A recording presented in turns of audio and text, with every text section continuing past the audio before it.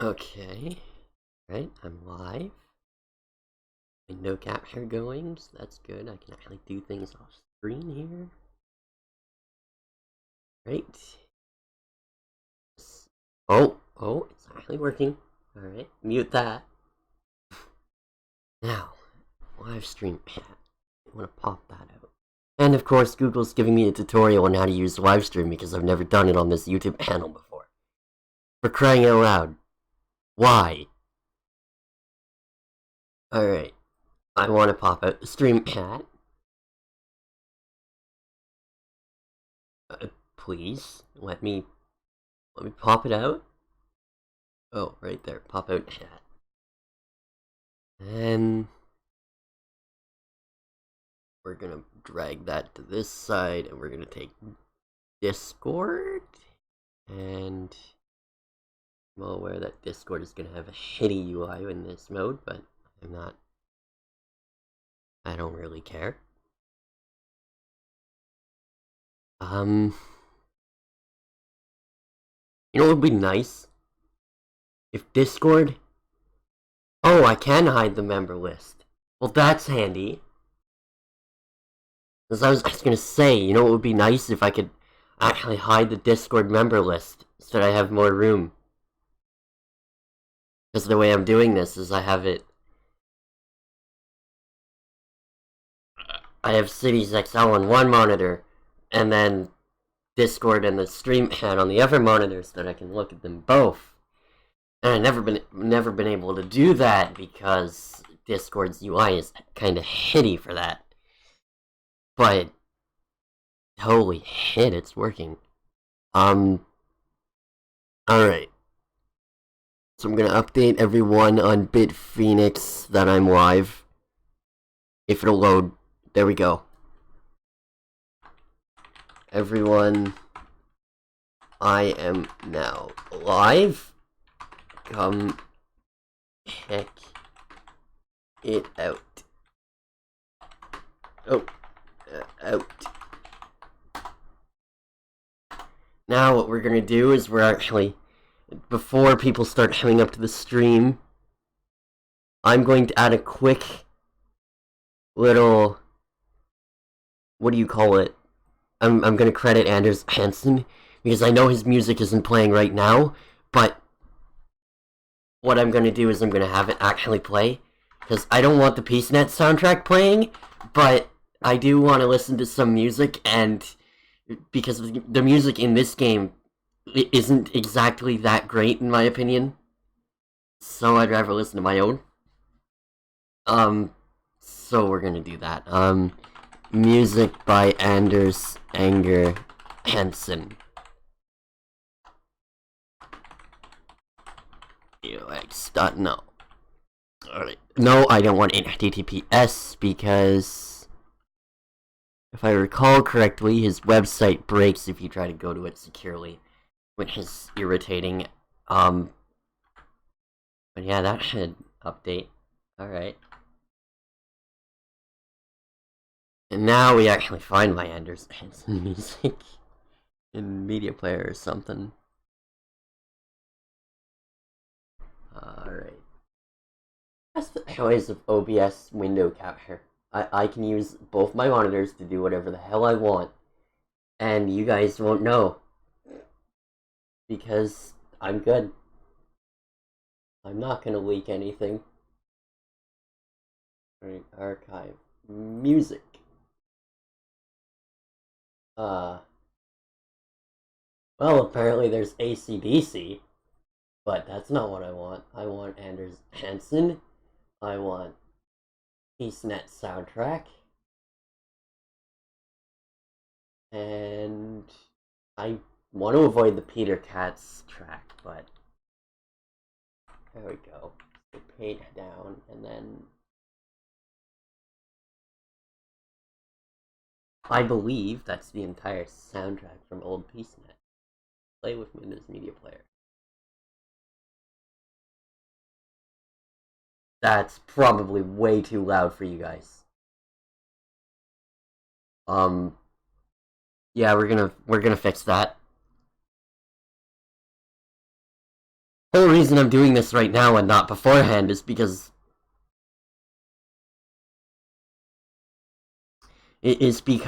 I just got home an hour ago and I had to do some chores, and by the time I was done, it was 3:20.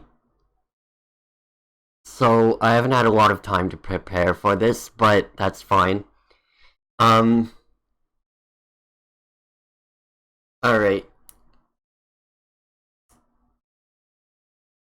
So that should work. I hope. Now. What the hell? That's not what I wanted to do.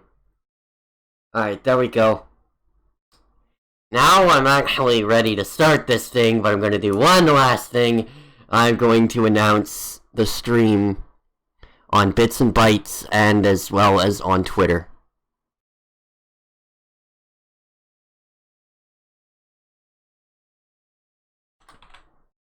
I'm now live playing Cities XXL. Complete with Anders Hansen music.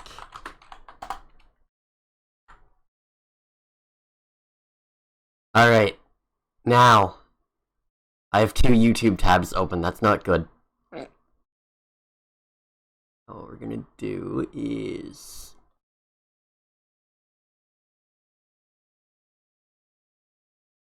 how in the world? I hate the new YouTube UI. I really do. I hate YouTube Studio. But alright, there's Twitter. So as Alkaline Thunder, I'm going to be doing Cities XL stream, improving and expanding Fuckoffistan. City building, hashtag livestream, hashtag Cities XXL, hashtag Cities XL. Yeah, that'll work. And then we'll log in.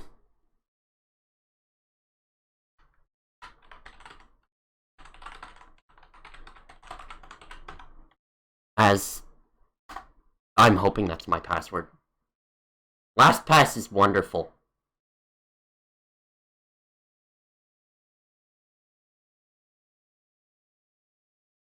Except for when it doesn't work properly because you're drunk. Disclaimer, I'm not actually drunk. But I did foobar that. Where is my... It wouldn't be the fuzzy Riolu because I changed that a while ago. Where's my regular password? YouTube, Twitter, you being weird. There we go. Will that work? Will it log me in as the fuzzy Riolu? No, it won't. God damn it! I hate Twitter. Oh, well, there's my actual password. All this has to post an announcement that I'm live streaming. And nobody's gonna read it anyway.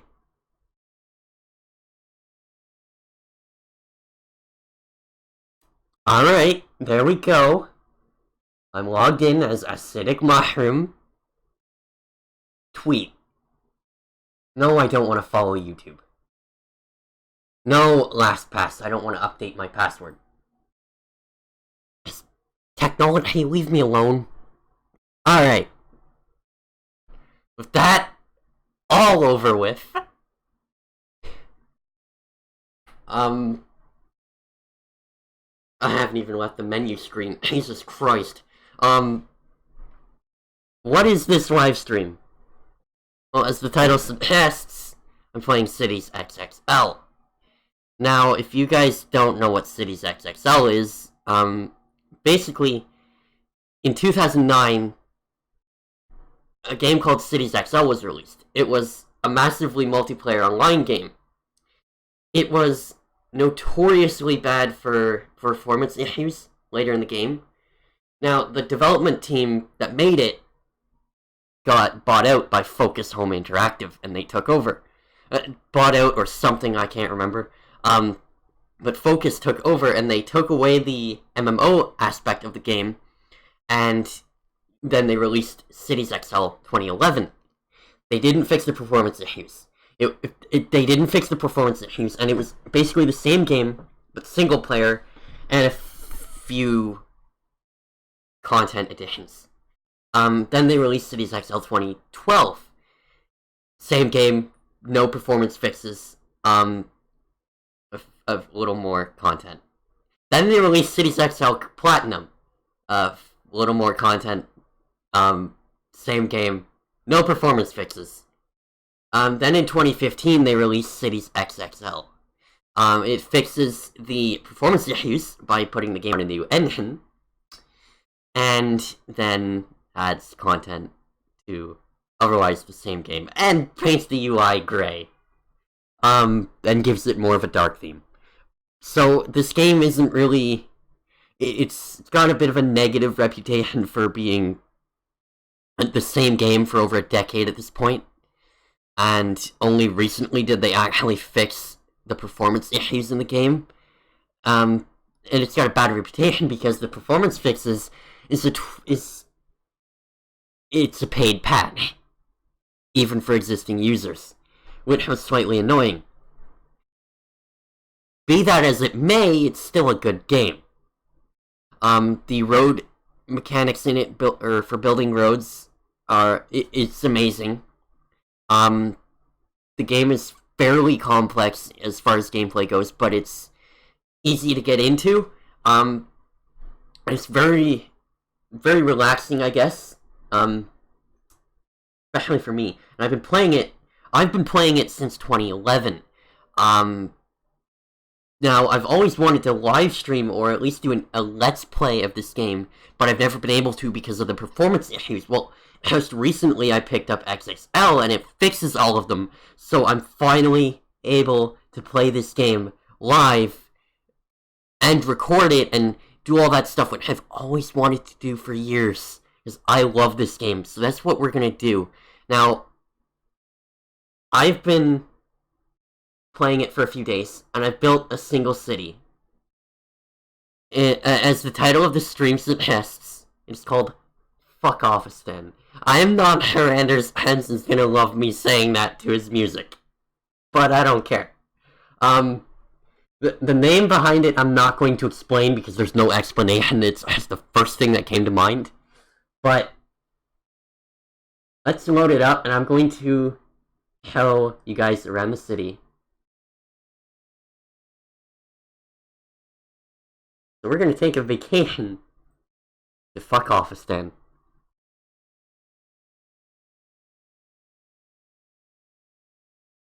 This is one thing I like about the game too. This is actually a generated screenshot of the city as it loads. That's cool.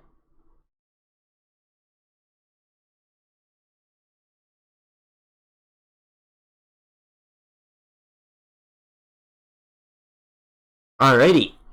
Things are quiet. That's probably not true. Now, I'm going to have to warn you guys, if you look at the bottom of the screen, there's a black area. That's not a bug, that's simply because I have the game in windowed mode. And that black area would be where my taskbar is and where the title bar is as well. Well, I moved the window up a little. The reason I'm in windowed mode is because this game actually, I don't know what it is, but with my monitors, it doesn't display a mouse cursor in full screen. So, yeah. It's gonna be a little laggier than it should be, but, I believe we're in the industrial district right now. I'm going to turn up... Wow, there's a ton of noise pollution. I'm gonna turn up my media player. I actually want to hear my music as well.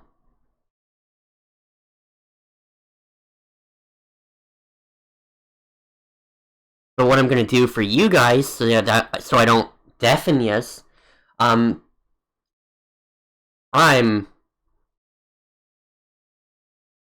that's hilarious. I haven't even been recording desktop audio. Okay. Let's fix that. Prepare to have your ears blown out for a bit, most likely.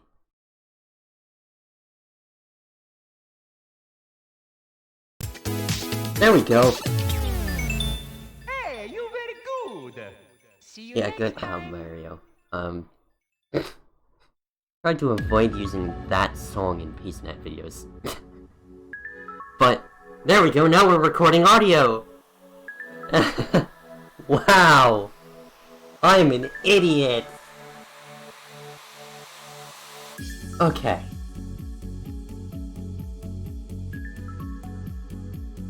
Okay. Now.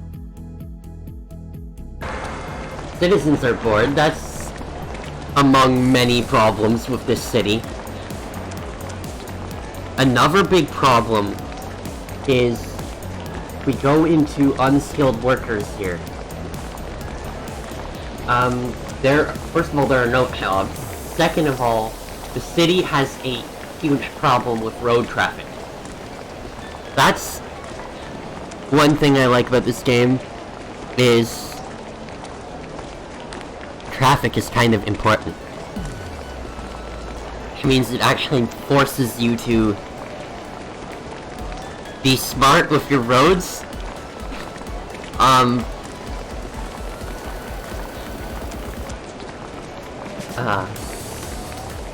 Time to learn MongoDB. This is gonna be fun. That's some bits and bytes. I'm dumb, I'm reading the wrong chat. Might want to go to BitPhoenix. There we go. And I might want to go to Enroll. There we go. Alright. So, we've got road traffic issues. Now, what I like about this game is you can actually see individual lanes and how clogged up they are. If they're green, they're okay. If they're yellow, you might want to... It might not be the best, but it's okay. If they're red or orange, you might want to look at it. And you'll notice that this avenue right here... you'll notice that it's kind of clogged up here, and it's orange and red. It's congested. So we might want to fix that. So what's our plan of action here? To try and fix this road congestion, or whatever. I can't pronounce that word. First of all, what I'm gonna do, I'm gonna get rid of these big bridges. They're kind of, well, they're really big. That's not what I wanted to do. I want to bulldoze. Let me bulldoze. What? What the hell, Cities XXL? You're being drunk. There we go. My taskbar was cutting it off. I probably screwed up OBS. Let me know if the recording looks weird, please. Alright. One of the things we might want to do first, before we get rid of the bridges, is I'm going to get rid of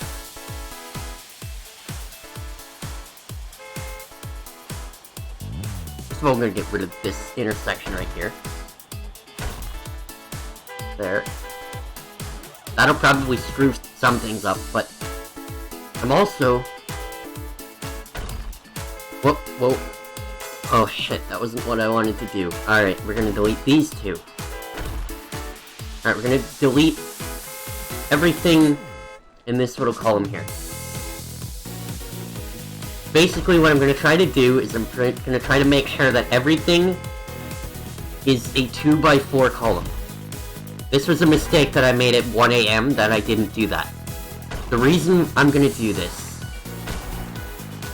is because it's sort of a sweet spot when it comes to distance between intersections, so that people don't have to travel very far to get to places.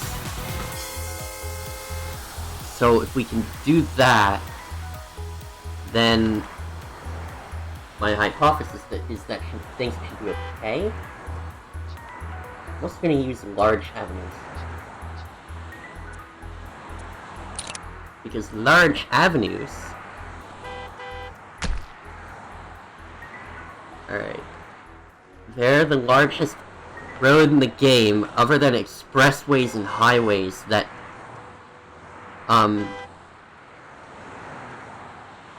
you can use. And that's good to know. Because, well... I don't want to be using an expressway for this. Nuh-uh. And... highways I haven't unlocked yet. So... yeah. Right, what we're gonna do now is not open my start menu. Oops. So we're in the industrial district of Fuckoffistan right now. So it's really important to get the traffic right in the industrial district, because, well, where people work. And people have trouble with traffic in the work areas. As you can probably tell, they're gonna get frustrated. If they get frustrated, their employment satisfaction goes low, and thus they make less money, we make less money, and the city suffers. What I'm gonna do now is I'm gonna demolish all of these industries.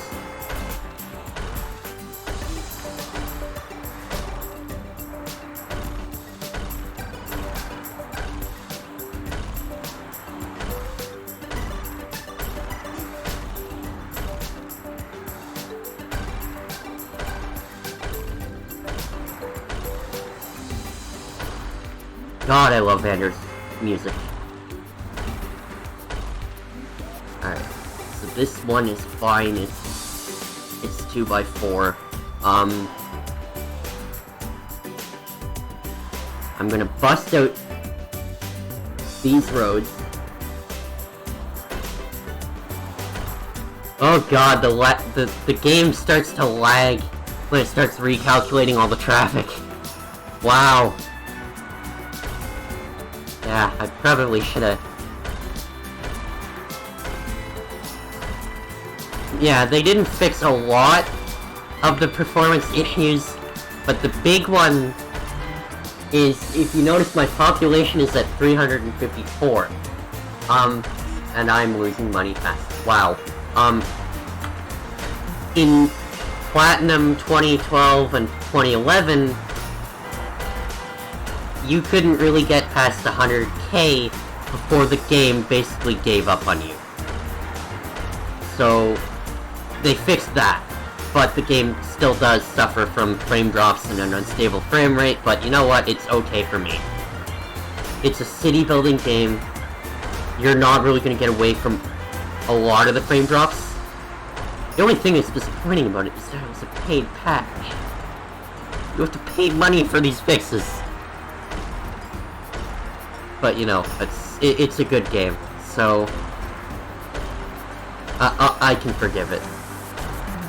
But it does have negative reviews on Steam. But be that as it may, if you haven't played the game before and you like city builders, I would give it a try, because it is fun. It's just not very... It's not great when it comes to performance. I know why I'm losing money.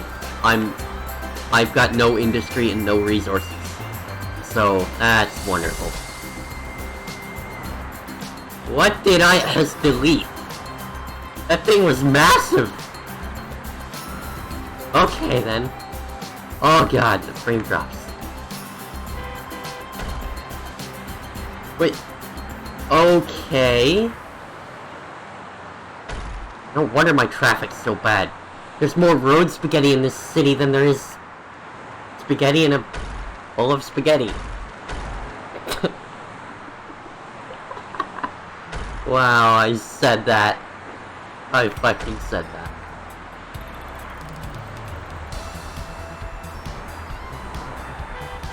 We need executives? No, we don't. We need better road traffic, city.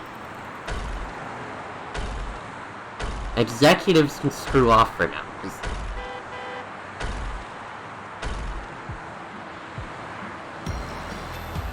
Ooh, I just love when the 8-bit guy theme plays. Or, the 8-bit keys theme plays.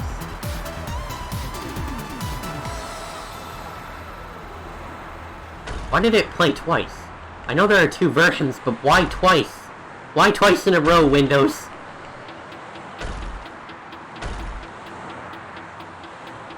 I swear to God, Media Player... Its Hevel algorithm is worse than my phone's.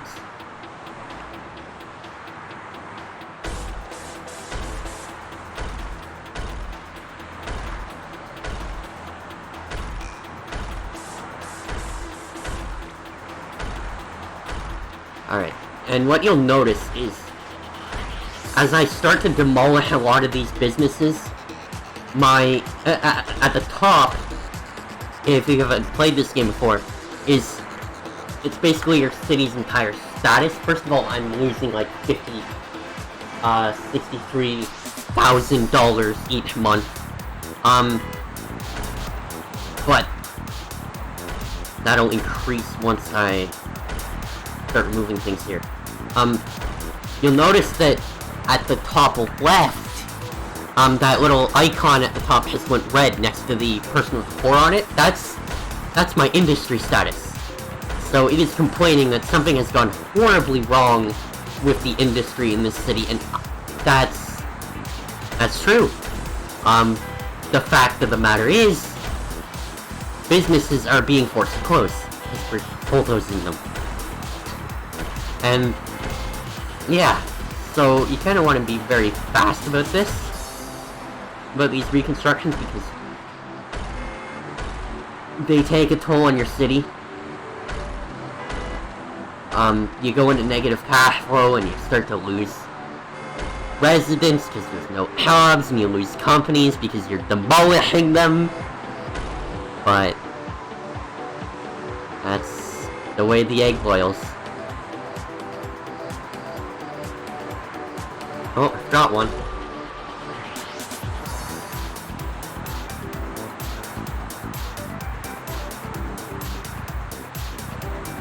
Alright, now I want to demolish all the roads that I can that are going this way. Another good thing about what I'm doing here is, well, it'll be a lot easier to expand, which is good. I probably want to do that.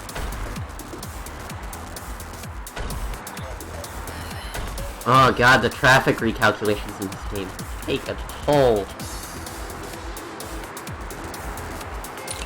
I'm gonna get the other bulldozer.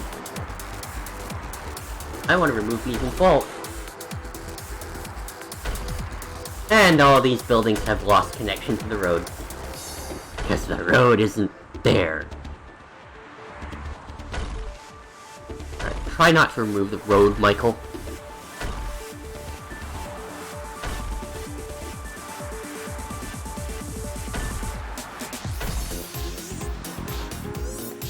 I just love this. This is therapeutic for me. I'm listening to cheerful Anders Hansen music, while the city that I have spent days building and curating is... it's not faring well. It's dead. This city's screwed. Really, it is.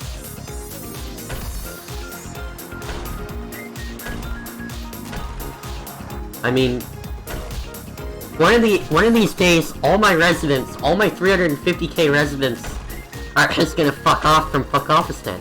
That's what's gonna happen. They're just gonna say fuck off, and they're gonna leave, and yeah, it'll be really worth calling this city Fuckoffistan. Because its mayor builds things at 2 AM on a school night.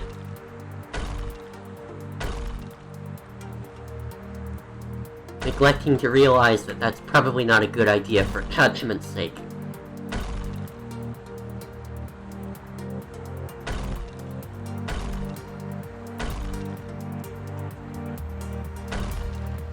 Okay.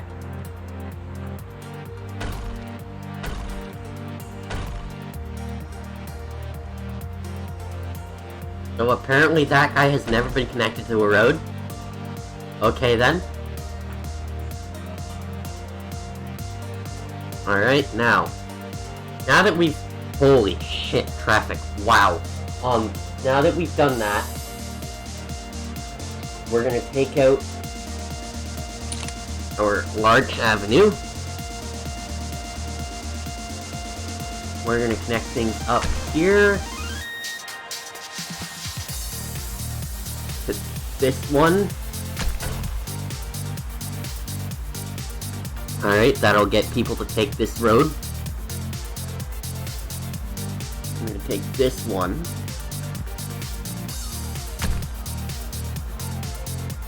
Alright, we gotta keep things straight.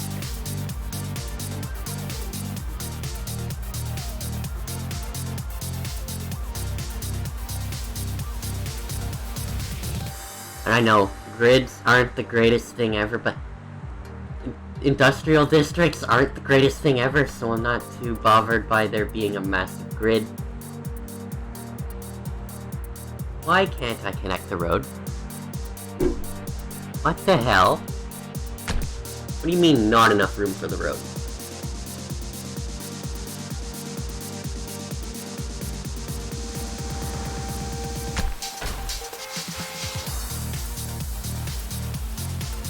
Why does that look slanted? Why does... I don't know if they're straight. And it's pissing me off. Doesn't feel straight. Oh, that noise of my eye problem. I can't see enough clearly in my visual field. I don't have enough radius to be able to see both the roads at once in clear detail. I can't tell if they're aligned properly. And they need to be. Because if they're not, then I can't do my grid. Yes, autosave. Work. Good job, autosave. Okay. Now. Ooh! Old PeaceNet theme song. How wonderful.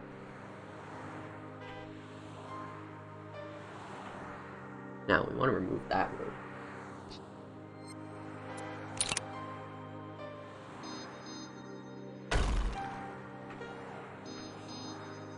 Oh god, I'm cringing. This is the one Anders song that I actually don't like. And it's not because it's a bad song. It's because I've heard it way too much in the PeaceNet when developing the game. Now, what do we need? Another thing with this game that you might want to take into consideration is that you want to keep your manufacturing and everything close to your heavy industry, and your high-tech industry away from your heavy industry and manufacturing. Because these two industries cause a lot of pollution. And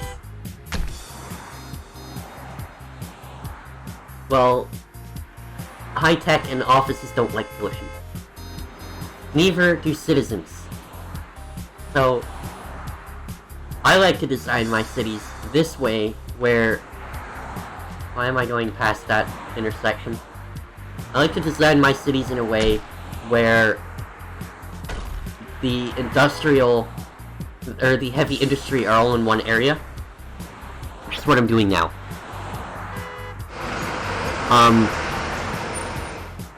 Okay, these buildings, heavy industry is too hard to find. Alright, we're gonna place some of that. Medium density, heavy industry. So I like to build my cities in a way where the heavy industry and manufacturing are in one area, high-tech and offices are another area, and then my housing is everywhere else, as well as maybe a holiday district.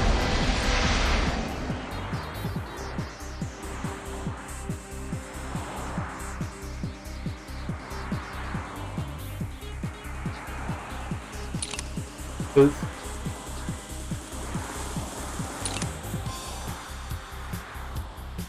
Alright.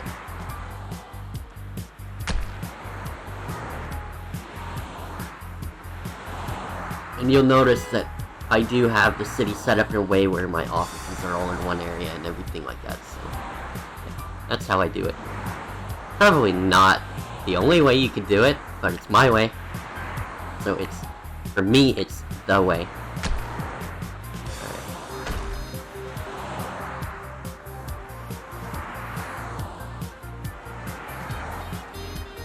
Alright, how are these guys doing for resources?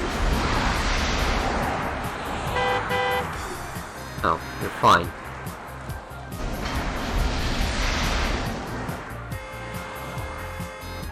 Yeah, you're fine. Okay, Mr. Building, you're fine. Now please, heavy industries, open.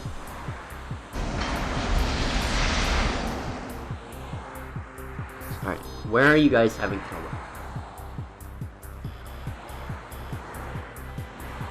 Heavy industry is far too hard to find, so we're gonna keep on placing it.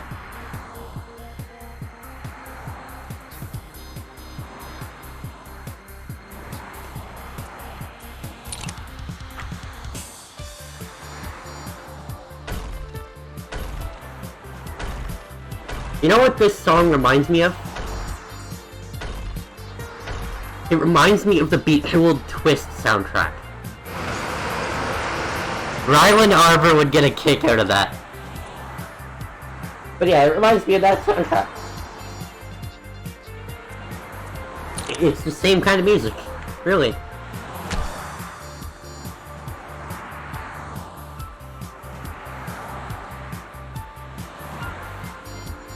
Yeah, so we're hitting the sweet spot.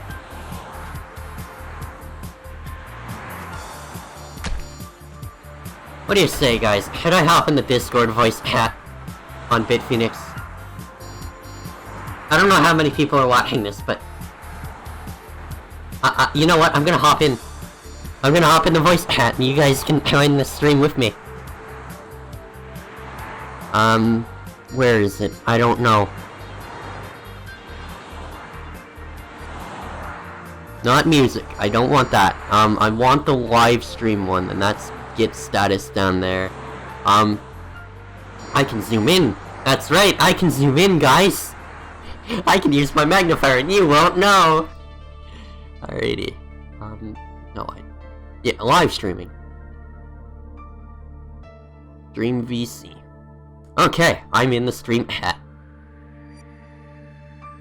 I don't exactly have Trey in here to be able to help me out with getting people in, because he left, and that's a long story, so... Edit panel. Permissions.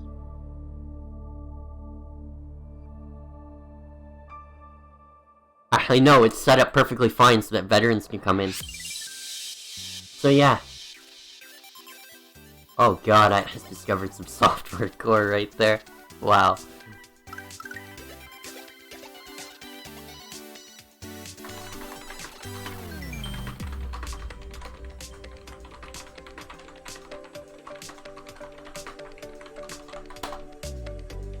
Alrighty! I'm in the stream chat now. Alright. Whoops. Alright, so... Heavy industry is far too hard to find, so we're gonna keep placing it, like I said before.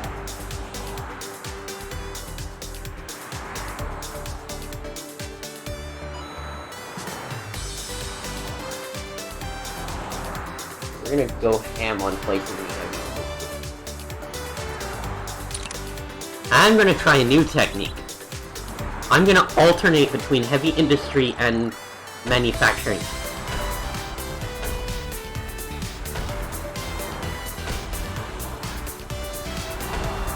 Oh, shit, that's not exactly aligned with the road.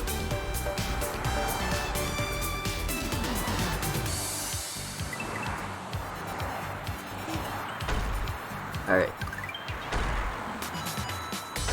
Yeah, I'm gonna try a new technique here. I'm gonna alternate between them horizontally in the grid.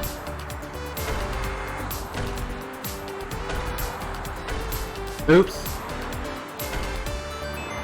Yeah, placement gets a little finicky when the mouse tracking starts to break like that.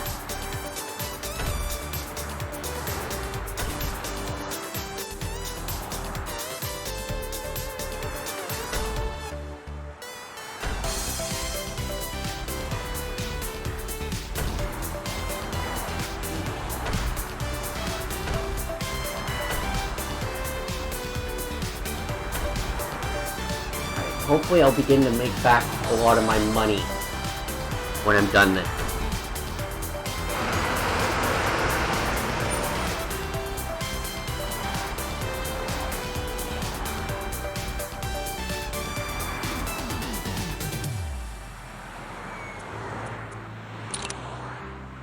Alright, we'll place some here.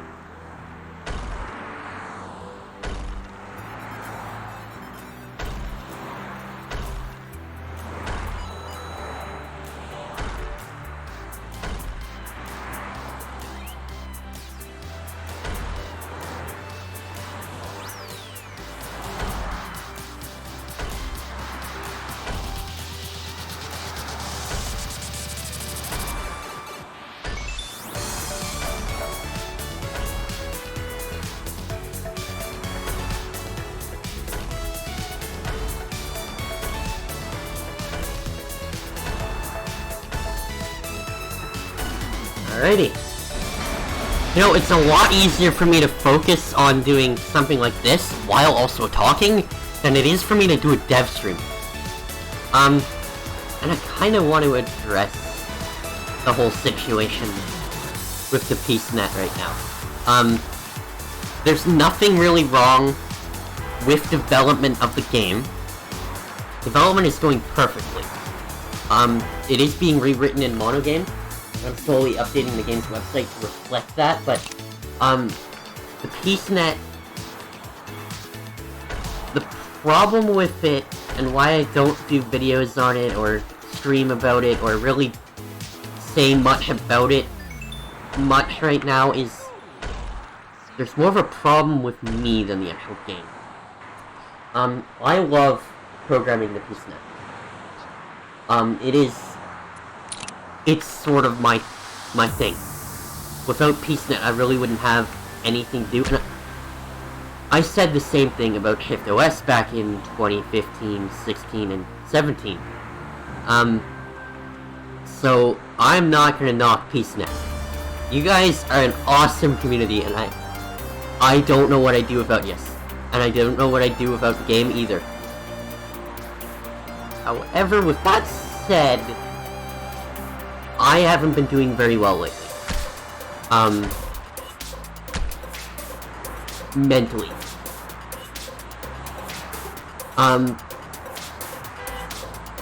As some of you may know, I'm blind. Partially blind. I am legally considered blind, though, enough to not be able to drive a car, etc. So, yeah, about that, some of the things that are wrong with my eyes are that I can't see in the dark, for one. You'll notice that I have my UI in this game very, very large. It's normally pretty small. Oh shit, I didn't want to put that there. It's normally very small when you first start the game, or when you first play the game. It does have a GUI scale thing, but I have it very large, and that's because any smaller than this and I can't read it.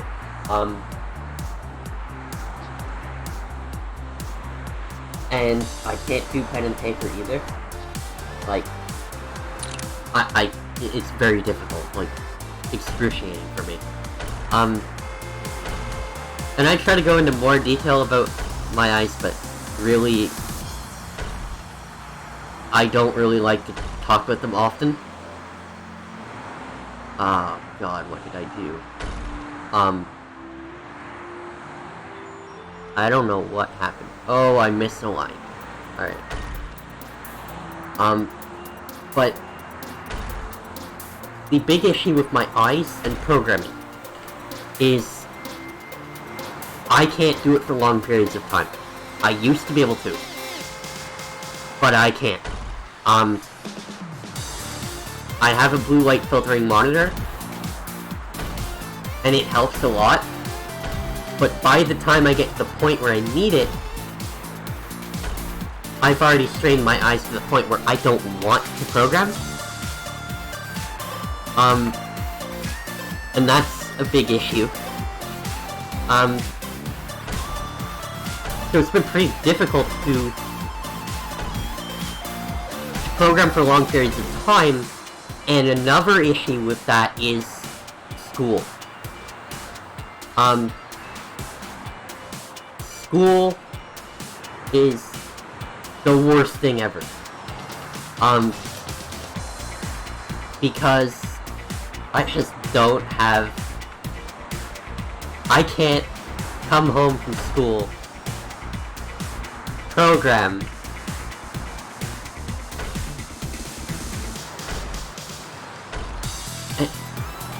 how do I explain this without really... I can't... I guess what I'm trying to say here is school strains my eyes a lot, because of all the work we do. So, for me to come home and program does even more of a number on my eyes already. There are days where I will come home with a headache that feels like someone is trying to squeeze my eyes out of my head. That is the best way I can describe it, and it's an eye strain headache. An eye strain headache from hell is what that is. So I gotta deal with that when I get home, so that happens a lot more frequently now. The reason is, I spend a lot of time on a computer at school, and I do that because I can't do pen and paper. So I'm spending a lot of time at school on a computer. Then I'm spending even more time at home trying to program. And that's on days that I do feel like it. Which is not a lot. Now don't get me wrong, I love programming, but I don't love eye strain. So that's been a big part of the PeaceNet. But the other thing, as I mentioned before, is I haven't been doing well mentally. Why? What is wrong with your beloved PeaceNet developer? Well, the reason I mentioned my eyes with that right after is because they're part of the problem. Big issue is I lose motivation with my eyes. I lose all forms of motivation. I'm not diagnosed with anything yet. I'm hoping I do get diagnosed. It's gonna take me a while. But I've ought to have some form of depression going on. And I definitely do have some sort of anxiety as well, caused by them. So there's that. And it gets to the point where I just don't want to fight the world anymore. So, yeah. With that said, wow, extremely careful to Anders Hansen music going on while I'm talking about depression and shit. But with all that in mind, it's very difficult to convince me to program and work on the game. It's not a problem with the game, it's a problem with me. I mean, not my fault. But, yeah. So I've been playing Cities XXL recently to sort of help out. This is my therapy right now. Cities XXL. So I haven't programmed the PeaceNet, in a few days at all. I haven't even looked at it. And you know what? I'm feeling happy right now. Genuinely happy. I don't hate programming PeaceNet, but I can't drive myself to do it. So it'll most likely get better once I'm out of school, which is in a little over a month. So welcome A-Shifter. I see you, don't worry. But yeah, so that's what's happening with the PeaceNet. That's why I haven't been streaming it, that's why I haven't been coding it, really. I did get a few alpha builds out, but that's about it. And as for the engine switch in the PeaceNet, that's different. The issue with Unreal Engine. Unreal is a wonderful game engine. It is really wonderful to use. I love its data asset system, I love its UI, I love its UI editor, I love a lot of Unreal. But it does suffer from issues when you try to use it for what it wasn't intended for. Now, Unreal is a general-purpose engine. You can do a lot with it. It's not restricted to any single form of game, the UI. In the editor, whenever you exit Peacegate Desktop, the editor, it debug asserts.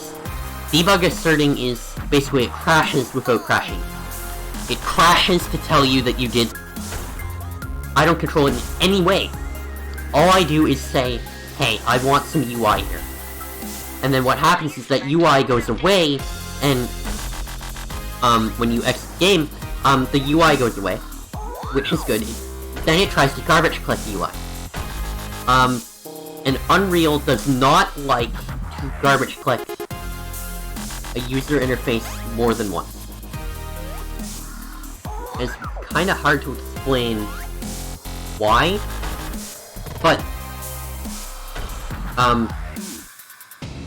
I don't know why it doesn't, or why it's trying to garbage collect more than once, but it is. And it's slightly annoying. But yeah, when it tries to garbage collect a user interface element more than once, it debug asserts, which is annoying. It's annoying. Every time I exit the game, I have to deal with that. You gotta do what you gotta do. So, shut up, Anders. No, I'm not gonna do what I gotta do, because I shouldn't have to do that. That was perfect timing. But, no,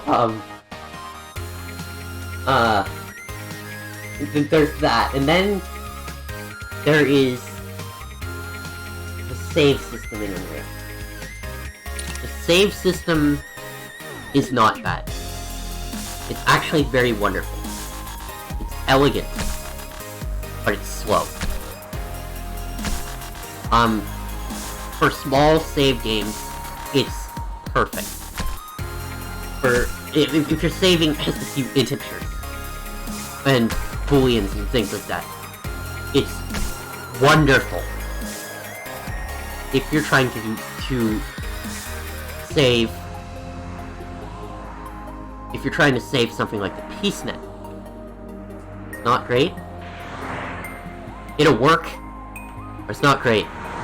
It's not great at all. when it tries to save our world system, it chugs. So there's that. Moreover,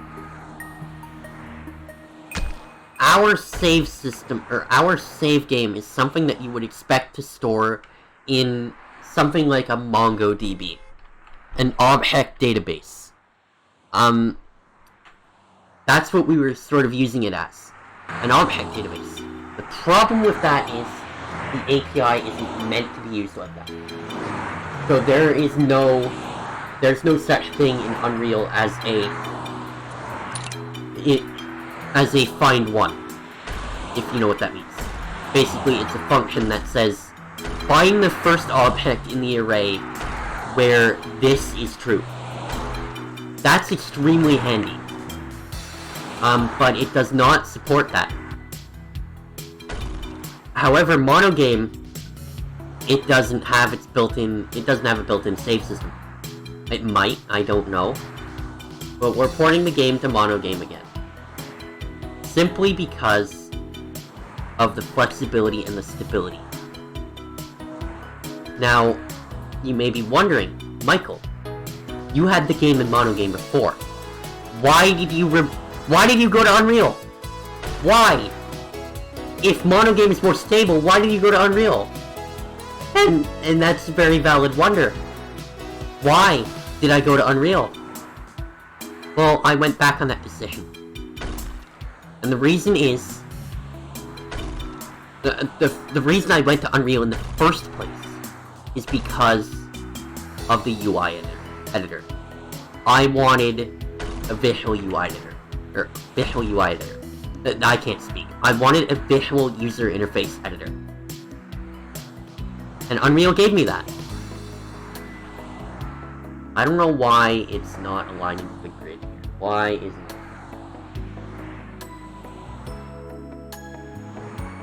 I don't know if I have that stupid setting on where it doesn't align to the grid, but I want that setting back, or I want that setting off, whatever it is.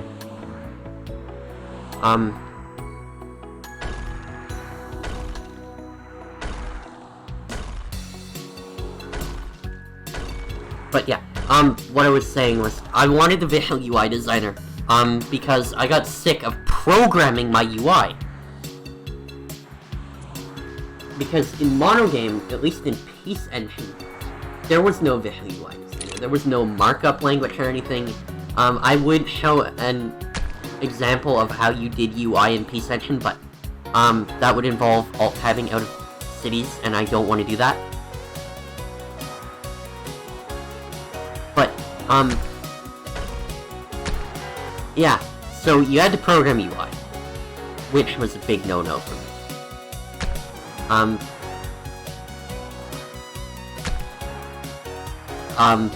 So I wanted the visual UI designer, I wanted the blueprint scripting. So really my motivation for going to Unreal was the ease of use. I expected it, being a general purpose engine, to be able to handle the game. It can handle the game. It can handle it very well. The game can't handle the engine. So, I would rather write the game in Peace Engine. Or not in Peace Engine, I would rather write my own engine that's specifically for the game. Which isn't Peace Engine, I'll get that out there right now. That's not Peace Engine. Alright.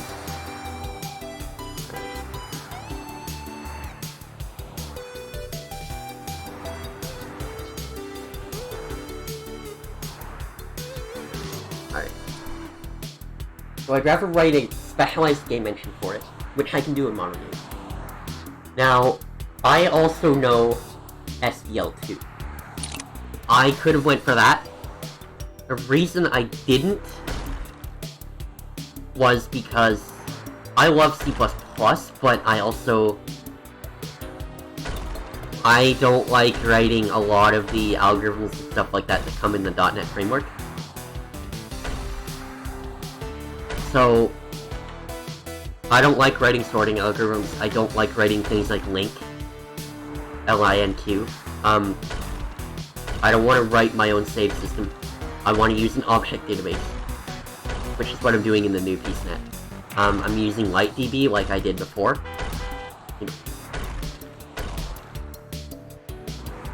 So I'm gonna go with monogame because it's like SPL, but in C#.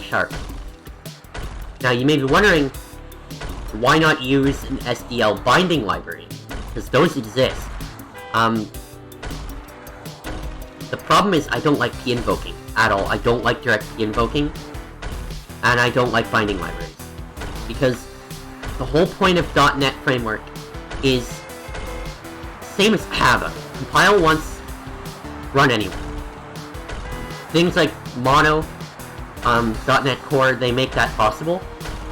And you can run a .NET program on 64-bit, on 32-bit, and you don't need to recompile it. So that's decent. That's awesome. Binding libraries, however, they make that a little difficult because they require the actual C++ library to actually bind to, which means for each platform I would have to provide a different version of SDL. Which, if I want to deploy the game to Linux or to macOS, for each operating system I decide to deploy the game to, I've got to find an SDL library that supports it. And then I've got to ship that with the game. Which sort of defeats the purpose of compile once to run anywhere. So I don't want to use an SDL binding library. Moreover, I want to actually... I like the monogame content pipeline. I really do. It's amazing. Now, it's kind of sucky when it comes to metadata assets. That's where Unreal really shines, because it's got data assets. But when it comes to textures, fonts, audio, it's amazing. Granted, it doesn't really output compressed assets often. It'll do compressed textures. I don't know about audio, but it's easy to use. You import, you set a few settings here and there if you need to, and then you're done. Then you can load the content in from code, and it just works. It just works. And that's what I want. I want things that just work. I don't want to deal with no debug asserts. Not enough. Oh, God. I don't want to deal with debug asserts. I don't want to deal with, I don't want to deal with a UI library that's not really... I don't know why the game is... I don't know why Cities is complaining that there's not enough room for the road.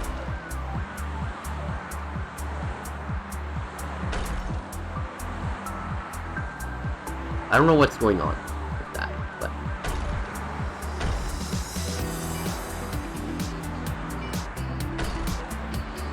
I don't know what's going on. Why is that breaking? Did I stuff up?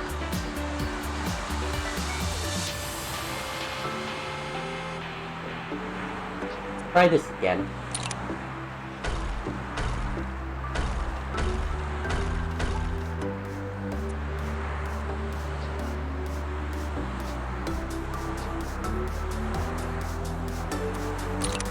Alright. Too much talking, Michael. You're stuffing up your city.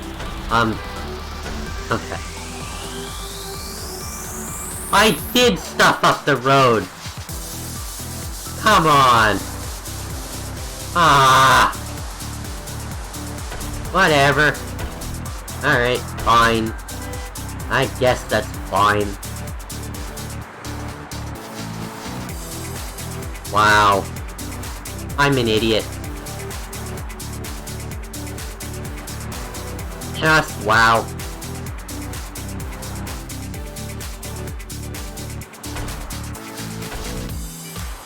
No, no, I don't want to put manufacturing there.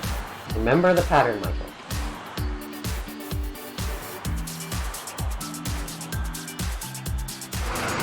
Oops.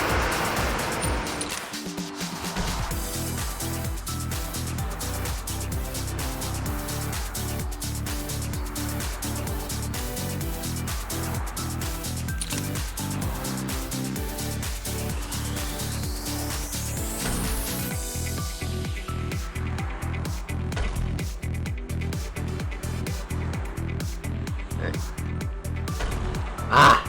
No. That's what screwed up before.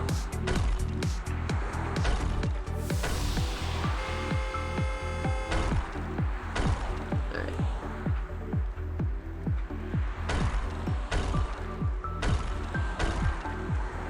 So yeah. Yeah.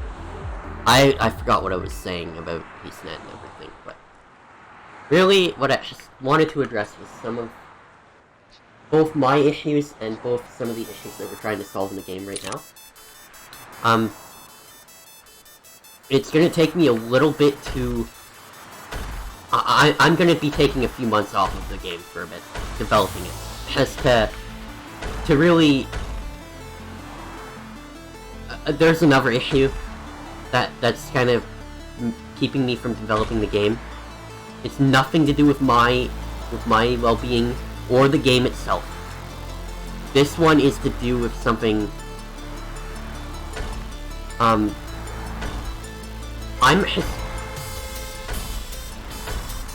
don't really want to talk about it because there's a chance that... well... it could kind of get me in trouble. But I'm gonna talk about it anyway, because I really want to get it out. I'm in a Python class. I don't really like Python. I came into that class not liking Python. Not really liking it. I didn't even come into that class expecting to learn Python. I mean, I guess that's how the egg crumbles, but I came into that class already with a mild disapproval of Python, I guess we could say. I'm coming out of that class not wanting to look at Python ever again. I hate it. It's unintuitive. It's annoying. It's so many things I could think about to describe Python that are negative. I don't like it at all. And the more that I use it, the more that I go to that class, the less I want to program to begin with.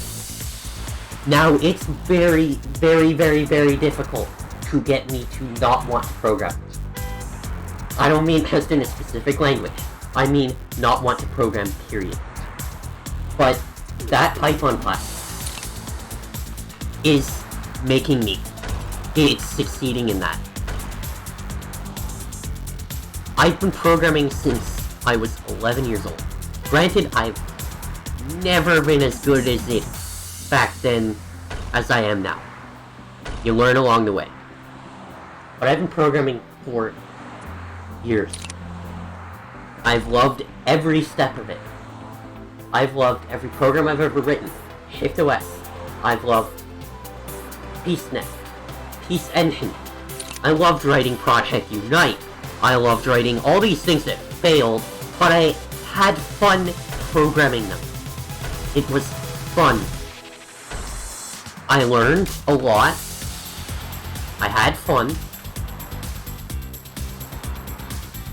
And it made me want to go into programming as a career. So I take a dual credit course. No. Wrong timeline, Mike.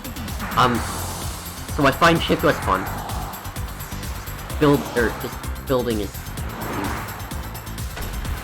alright. I find programming fun.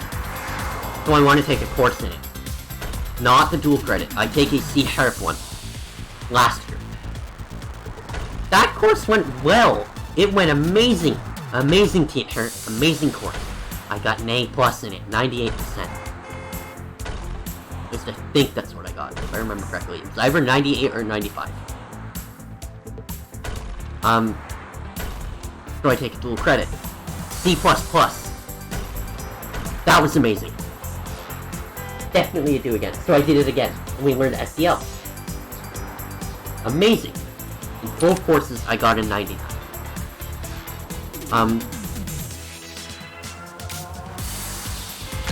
But then I take this Python course because I need to take a grade 12 course for the program I want to get into at college.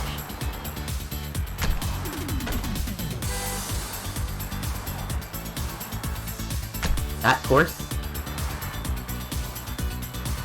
is, well, for one, it's meant for beginners. We're in a split class. Between beginner computer science and, the non-beginner. I'm in the non-beginner. I already took the beginner. And even then, I was not a beginner. I still learned things. In this class, we're both learning the same thing. We just don't have to do the same amount of work. Or, the beginners don't have to do the same amount of work as us. Now there's a problem with that learning model, which is putting me off, among many other things to do with Python as a language. But there's a problem with the way we're learning in that class. So, because it's a split class, the beginner computer science students are learning the same things as the advanced ones. In theory, on paper, that's not bad. In practice, it's horrible. Here's why. Say you've been programming for years, like me. You already understand what an if statement is. You understand the concept of a while loop, versus a for loop, versus a do loop. You understand functions, you understand parameters and arguments. You understand how the stack works, how the heap works. You understand how memory address spaces work, etc., etc.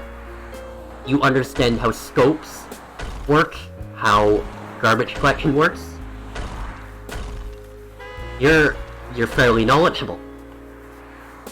Let's say you're a beginner. You don't understand those things. Well, there's a problem. You need to learn those things.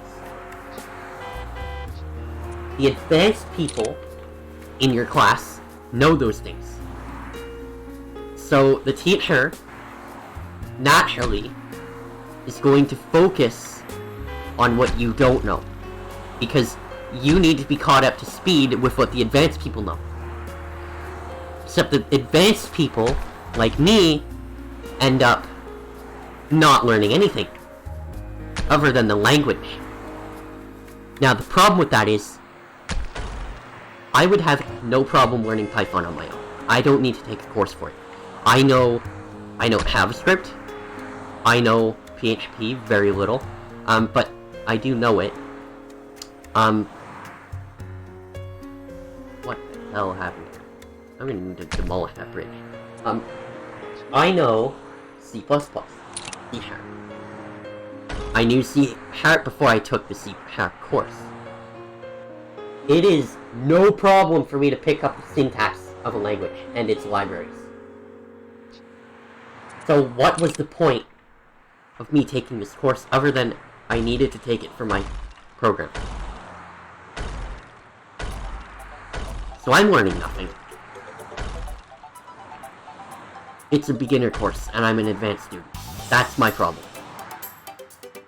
I'm being taught beginner concepts. That's the big problem. My teacher recognizes that. So, he's actually willing to... We actually made a deal. If I can write about development of the PeaceNet, and the challenges I faced and things like that, and how I overcame them with code, then I'm an A+ in that course. Don't need need to worry about Python. Well, I still need to, because that's what we're learning. And I have assignments due for it. But, for the same reason that I'm having trouble motivating myself to do the PeaceNet, I'm having trouble motivating myself to do the assignments. Moreover, I don't need to learn. I don't need the language. I don't want it. If I want to take a programming class, it's to learn new concepts. Teach me functional programming, imperative programming. Teach me assembler, low-level stuff. I don't need to learn another beginner language. I already know several. I know several advanced or intermediate languages. I don't mean intermediate as in, like, what C# compiles to. I already know C++, I know C#, I know Visual Basic, embarrassingly. I know JavaScript, I know Lua, I know a little bit of PHP. Picking up a new language is not hard. I want to learn new concepts. I don't know assembler. I don't know C.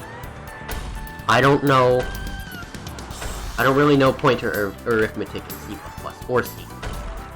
I don't know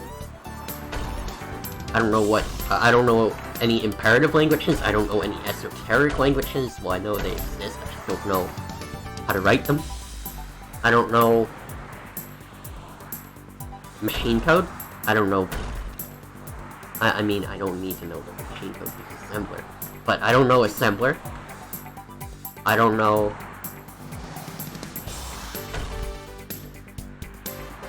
What are some other things that I don't know? I don't know. I couldn't tell you how to write a native Linux app. I don't know how to write an OS. All things I'm interested in. I just don't know how to do it. So, I've got a lack of motivation and a lack of need to learn Python. Now, why don't I like Python as a language? Well, it's got nothing to do with the class. I came into the class not liking Python. I don't like it. Why? Well, for one, I don't like how it deals with scope. What I mean by scope is, you know how in C# or C++, you have your curly braces, and they denote that they denote a function body or. Oh god, what did I do here? They denote function bodies, if statements. They're basically code blocks. They're blocks of code. In Python, the start of a block of code is denoted by a colon at the end of a line. You want to know what denotes the end of a scope? Or of a block of code? It's not a curly brace. It's not any brace. There's no actual word to mark the end of a scope. There's no. It's based on indentation. Okay? Indentation. What that means is, if you go one space off with your indentation, one tab space off, one single space, you get a syntax error. Now that's not too big of a problem if you're using a proper code editor.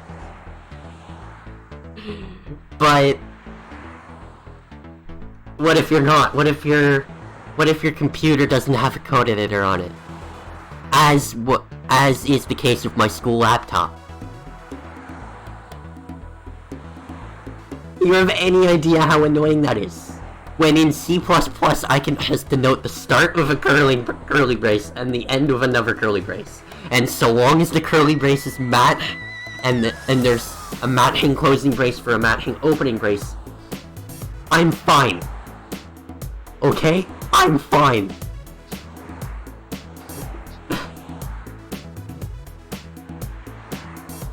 Oh my god. That's only one of the problems I have with Python. Only one! Okay? Only one. There's more. Immutable strings. I don't know in Python how to mutate a string. Because you can't. You would think that if you wanted to replace the second character in a string with a new character, you would do something, you would index the string and then you would use an assignment operator to assign something to it. You can't do that. Nope.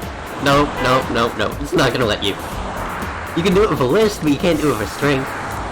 So, what you're supposed to do, you're supposed to convert it to a list, and then back. May I ask why? That's 3 lines of code as opposed to 1. Because first you've got to define the string. Then you've got to convert it to a list if you want to modify it. Which is the first line of the code. I'm not counting actually defining the string variable. So there's that. You've got to define the string. You've got to convert it to a list. Then you've got to make the modifications. Then you've got to convert it back to a string. Why? Why do I need to do that? Why should I need to do that? Why can't I just define the string and then replace what I want to replace? Why? Because Python is a horrible language. Simple as that. Okay? Simple as that. It's a horrible language. Now it's good for beginners, but for me, it's horrible. I'll explain this. I'll explain why, because I've explained this in the Discord before, but it's horrible for me because I don't like being treated like a beginner. I don't like being limited. I like to have low level access. I may not use it, but I like to know that it's there. And with Python, it feels like it's holding my hand. I don't like having my hand held through programming. I hate it. Let me do shit on my own. Okay? Let me do shit on my own. And don't hold my hand.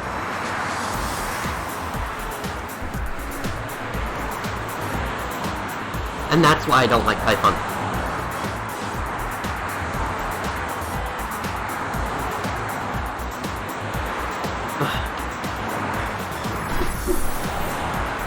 So yeah, dealing with that course and Python has made me, it's demotivating me from programming. Because I don't want to deal with it. Now, does that mean I'm going to stop programming?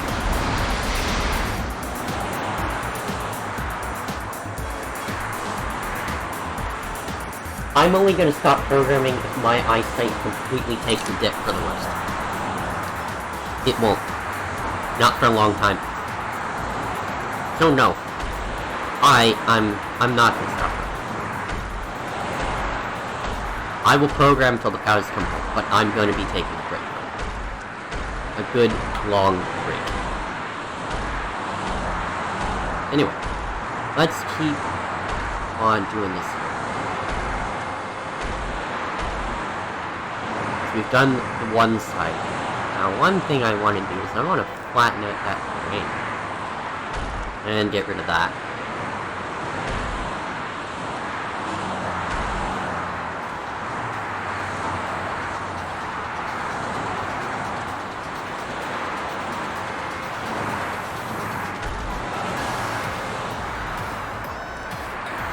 Alright. Now, I'm going to get rid of this bridge.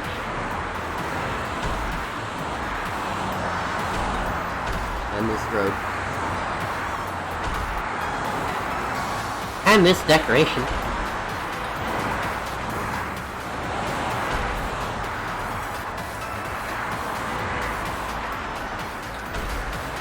Now, we're gonna place... We're gonna get rid of that. I want to do some terraforming. I want to flatten the terrain. As if we look over here, there's these mountains from where the bridges were. I'm gonna get rid of those. I'm gonna get rid of this one. Actually, I'm gonna cut off the entire bridge itself and get rid of... I'm gonna do some terraforming. No more bridge. Alright. So terraforming Cities XXL is done. So here... Terraforming. Large area. I hope that's a large area. And basically we're just gonna do it like this.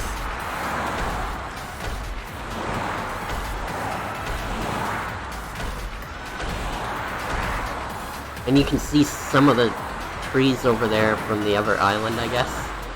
Not really. There's the skyline of the other end of the city. That's the residential and office area over there. Not that impressive.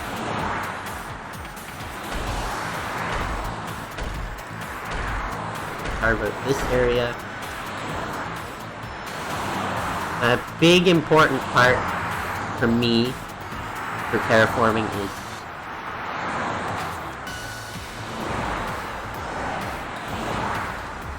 this area. If we zoom in, it's kind of awkward. Now, I don't want my residential area, or my industrial area having mountains. Okay? I don't want that.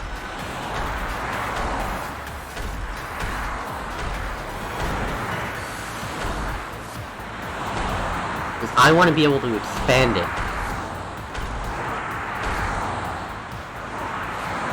Because employment in this game is the most difficult thing to deal with.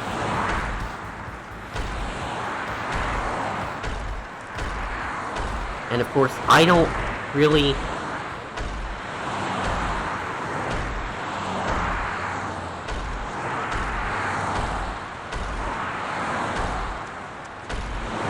I don't like the idea of having bridges to go over mountains either.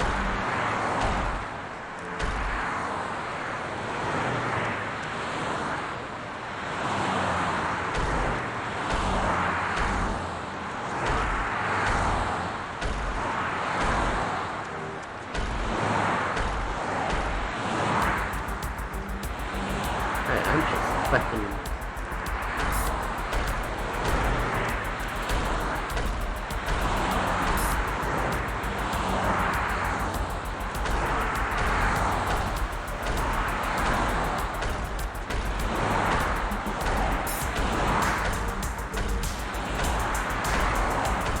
The scary part of this is, guys, that if we were to zoom out, it would look as though there are mountains because of the texturing, but there isn't.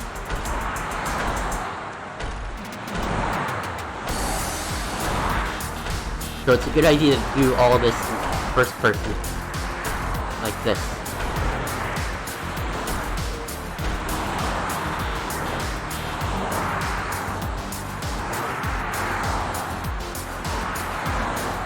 Rate Python versus Visual Basic.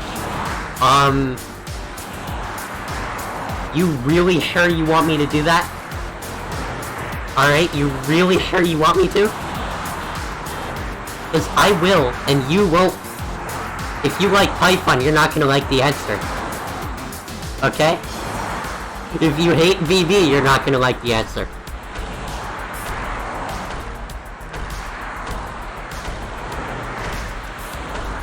Alright? I don't like VB. Alright? I don't like BB. One bit. But if I had to choose writing a project between BB and Python, I'm going BB way before. Alright. Is that the answer you're looking for? Oh, shit. Because if that's not the answer you're looking for, then I'm sorry, but... yeah, sorry to disappoint you, but that's how I feel. I don't like it.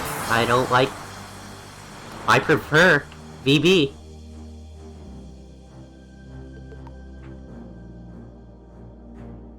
I don't like either language, but VB. VB way before C, or VB way before Python. Any day. For me.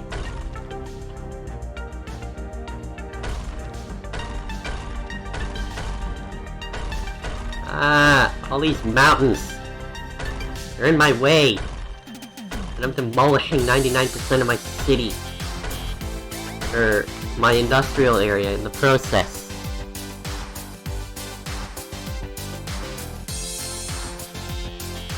Wait, no I'm not. Is it actually...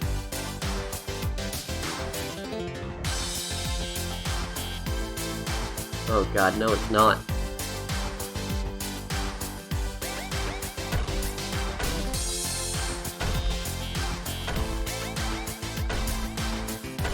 Oh god, guys, this game has a horrible bug in it.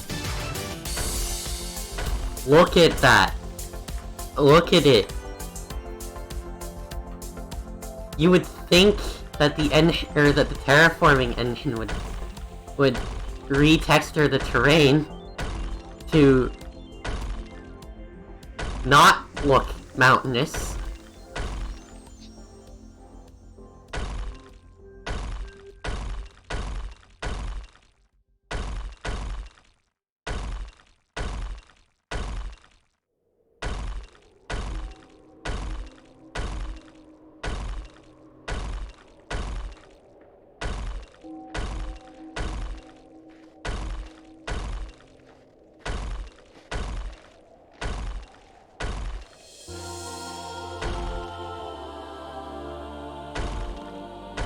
Wow. There's a tree there.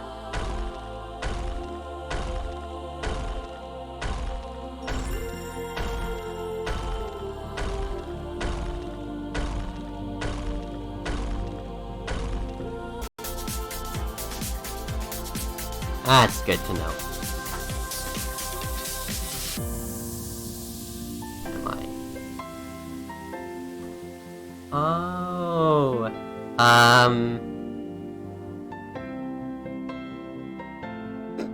Focus assist.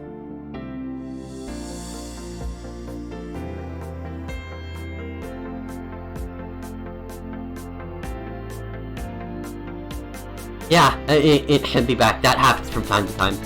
I didn't get notified because OBS is, you know, I really don't like Windows, so I disabled notifications completely. I don't get notifications. I don't get Discord pings. I don't get Facebook messages. I don't get anything through the Windows UI. I've run out of money. Shit. That's not good. Guys, you okay if I... You guys okay if I hate some money in?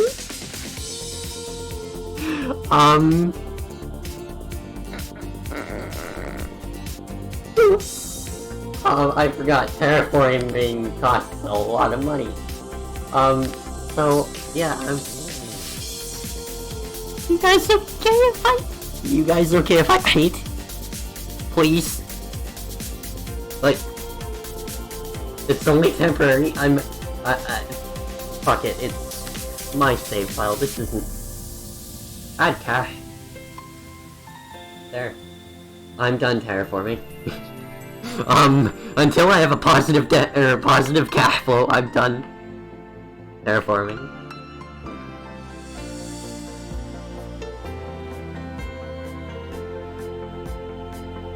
Alright, now, the reason I terraformed in the first place is because it'll give me a lot more room, basically, to do things. And I need room. I'm running out of room in this city. That's part of the big issue. I'm running out of room. Whereas, with the terraforming and everything, I can now get better freight. I don't have a mountain in the way. Oh god, the texturing. Wow.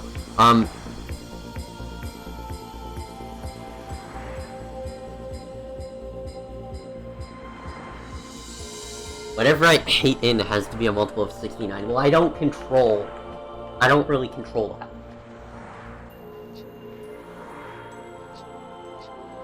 Because the add cash button, it just adds cash. It doesn't give me an option of how much. So, sorry buddy. But, alright, well, I'm gonna get this connected to some freight here.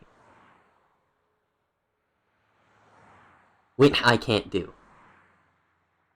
God damn it. Where's my freight connection? Where did it go? It's right here.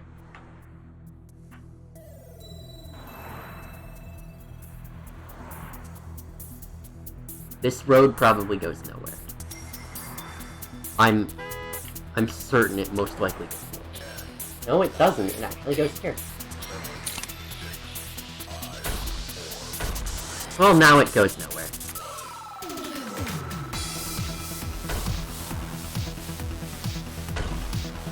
Right. We need executives! No, we need our freaking... Our entire industrial district should not be segregated from the rest of the city anymore. That's what we need.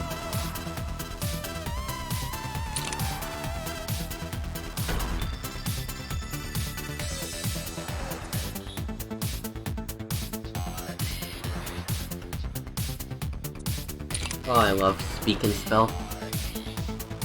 I've never played with one, but I love the sound of it. I don't think I'll ever play with a Speak and Spell, though.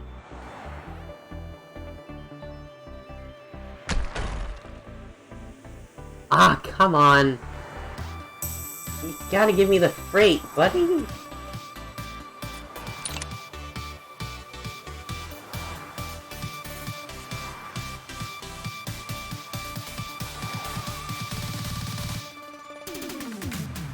Oh my god, my dad is cooking meatball subs, and it smells yummy.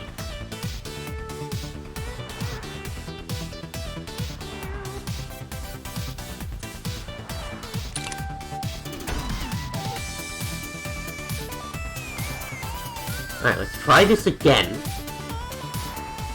Now, the reason I'm moving my freight here because I want the intersection properly coming on with the grid. The reason I want that is traffic flow. Okay.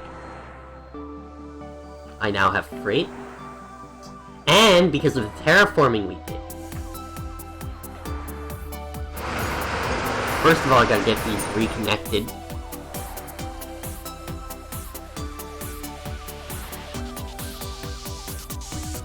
To the mainland. As you can see, my mainland is extremely ugh. Road spaghetti. Wow.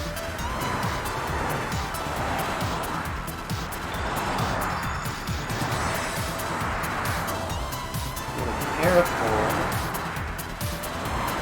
a small area. I gotta get rid of the bridge area. The little bridge stump is what I like to call it. The mountain where the bridge came from.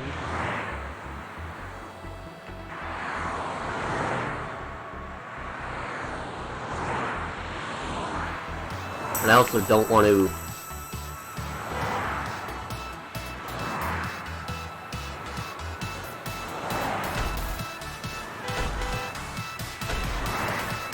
Whoa! We're destroying shit here.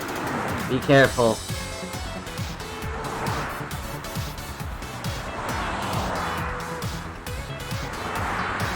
I slowly but surely...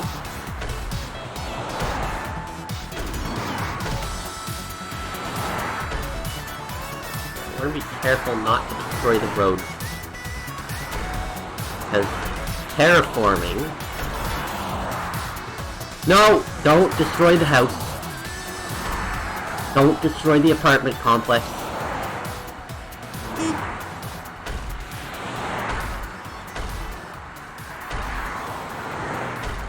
Just destroy the mounds of terrain, please.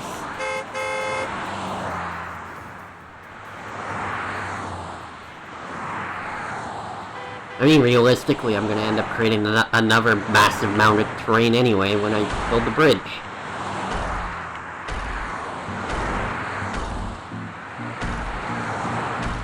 That's what we gotta do. No! No! God damn it. Whatever. I'll rebuild them. Whatever you do, game, do not destroy that road.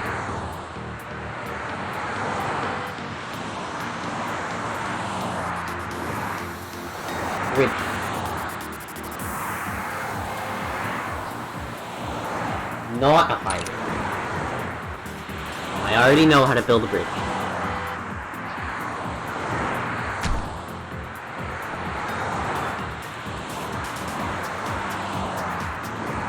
One in about this high.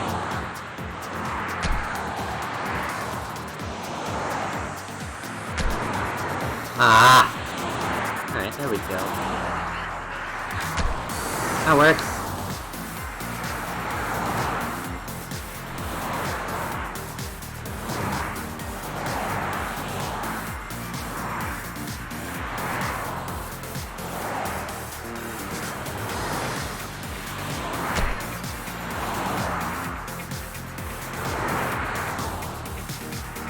You mean not enough room?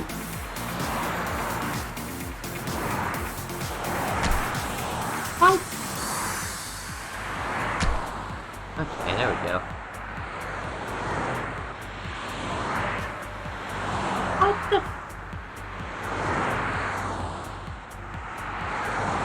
Is that a road down there? Is that a... That's... No, that's not a road. That is a metro line.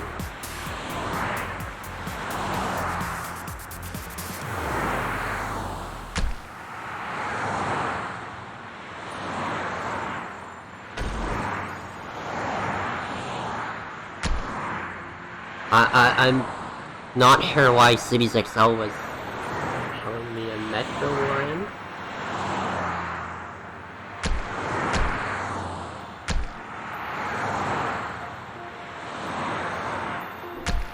Don't give me no incomplete grid here, no connection or whatever. What the hell? Okay.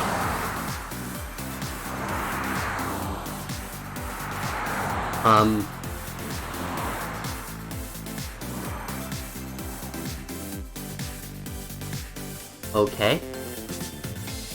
Not really where I wanted the... I didn't want the bridge to end up where my farms are. What? Why?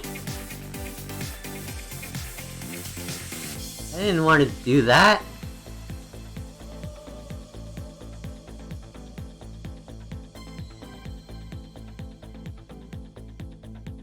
I mean... What the hell was the point?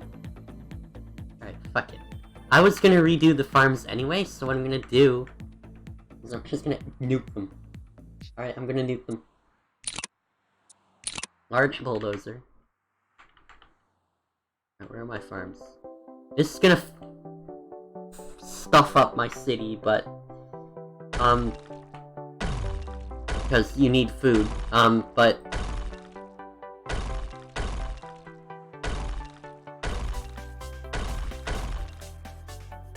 I've got a better way I'm gonna do farms anyway, so I'm not bothered by it.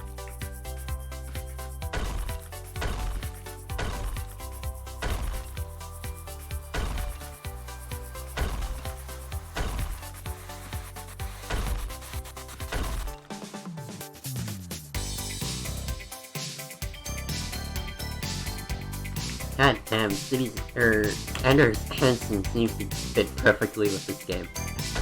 And I love it.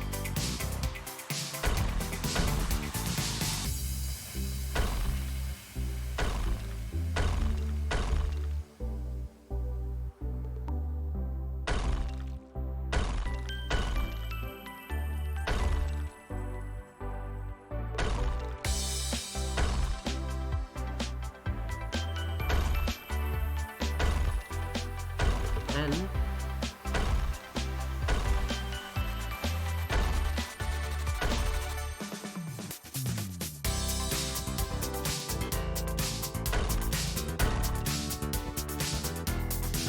so what will we do once all this farm stuff is gone? Well, I'm gonna get rid of that road, which naturally makes this a three-way intersection, which is good. This is my high-tech district. So what we want to do is, in this area where my farming is all located, I'm going to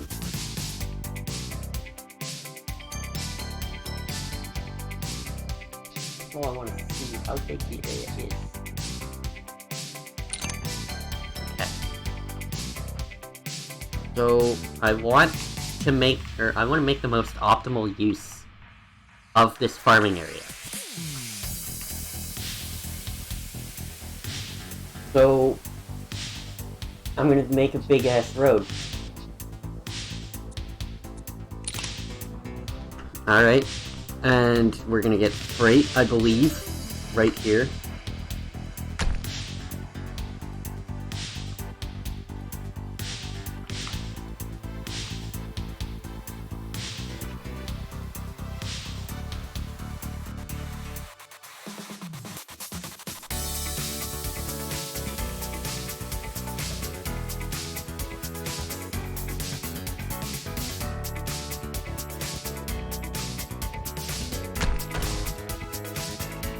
Alright.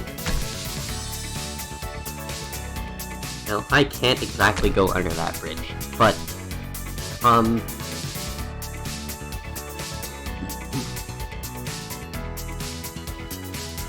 what do we do now? People are leaving my city. Oh no. Well, good news is that food industry is taxable. So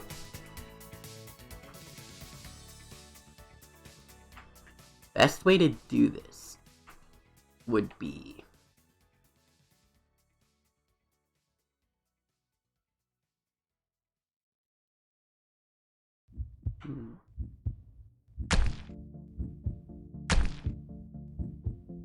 now we want to get this to 100%. Of course, we want it to be straight. I'm not homophobic, I want the roads to be straight.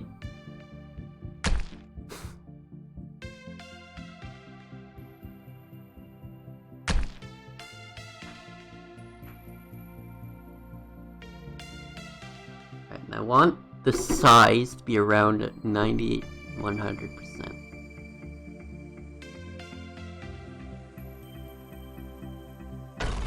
Because that does make a difference. The bigger the farm, the more farm tokens it produces. And the more farm tokens it produces, the more you can actually trade. Now, we've got to be quick, because what's happening in our city right now, I can tell based on the icons, our retail, our food retailers are getting pissed at us, because there's no farms. There's no food in the city. And that's a problem, because if our retail starts to get pissy, our residents start to get pissy because there's nothing to buy. And then people start moving out, and companies lose employees.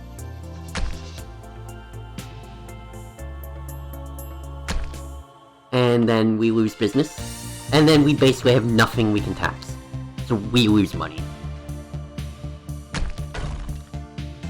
So I'm gonna be as quick as I can be placing these farms.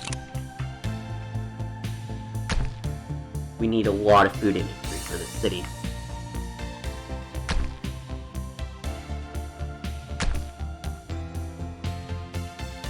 What the...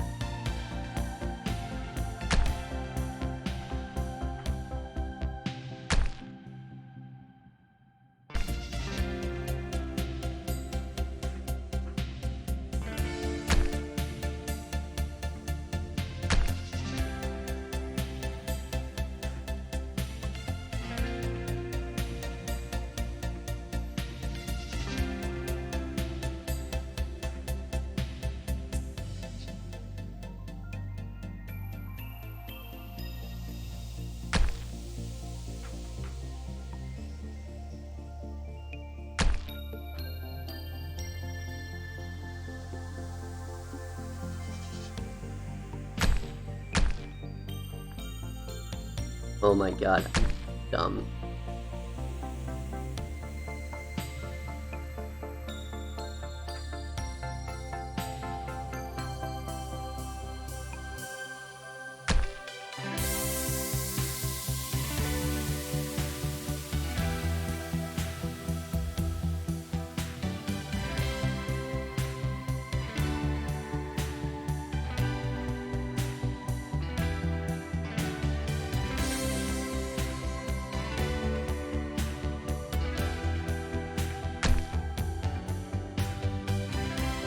What do you mean the angle between the road is too small? What the hell? Ah. Okay then.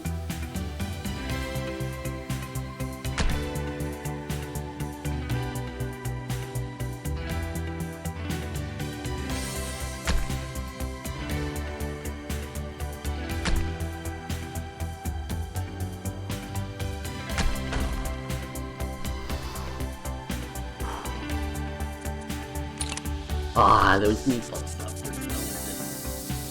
are absolutely amazing. But I don't want to stop playing cities, so I'm gonna keep building these.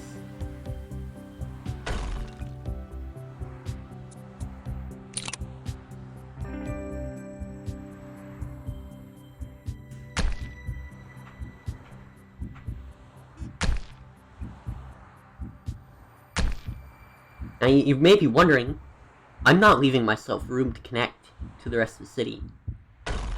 Well, that bridge we built, we don't really need it, because it's not going anywhere. Now, I could connect that bridge to this road, but why would I do that? Why would I make things easy? Well...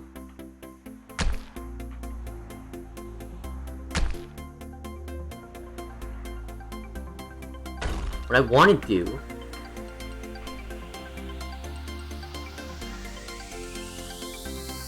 is, because this area here is not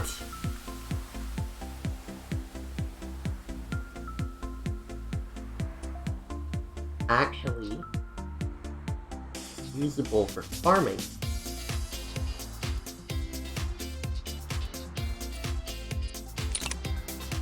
we're going to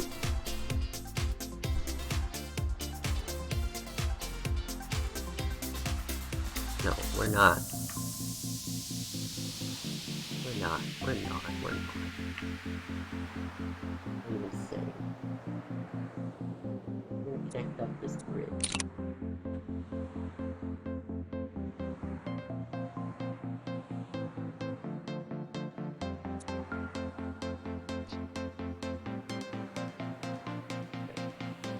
Connect up this bridge here. We're gonna need it. The whole point of this bridge was to go to the industrial district.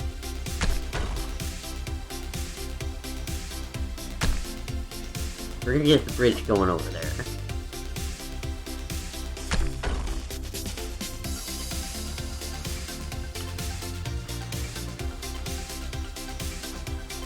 And we want to keep the industrial district far away from farms.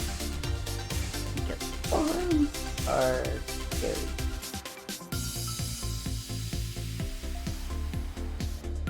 I'm gonna do a bunch of low density. Now I want 2x4. I want large avenue.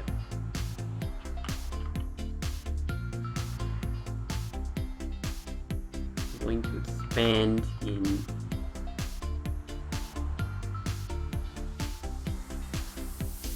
this direction.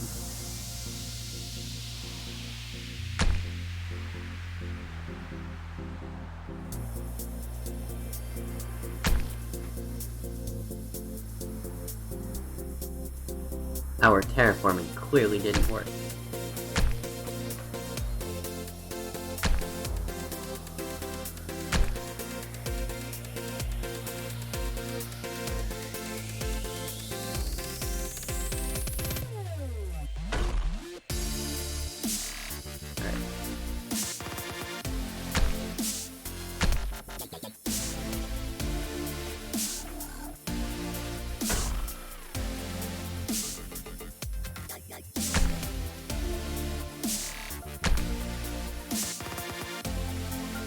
Alright, keep far away from the farm.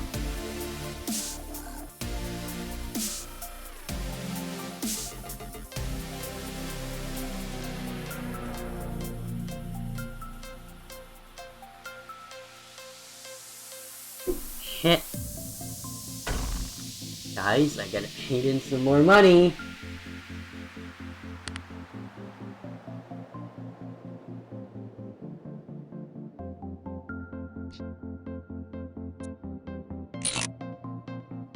There we go. Give me some sweet cash. Oh god, I would break the economy so hard.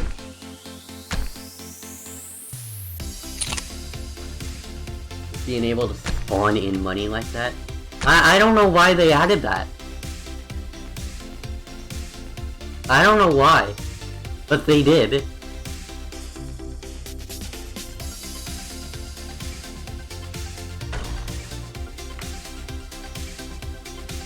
On the bright side, though, delete this road, delete this. On the bright side, I grab a curved road here. Like here.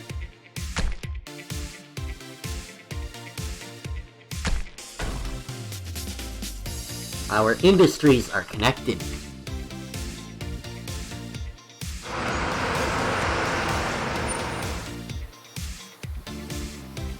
Fuel is too hard to find.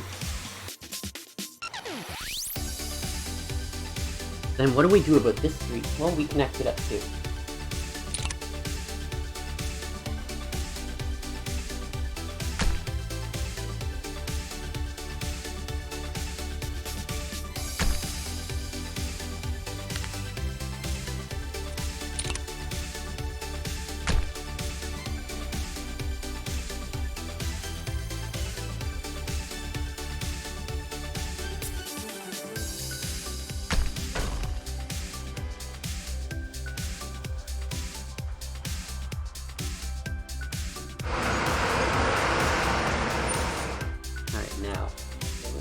Farm road here.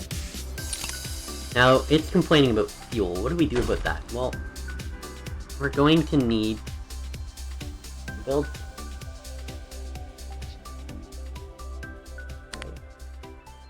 fuel. Now the game will actually highlight where we can build fuel. So let's do that. I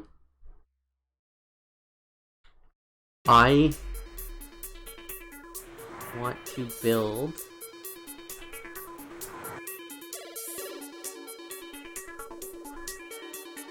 some heavy industry or manufacturing off this freight area. Manufacturing benefits a lot from freight.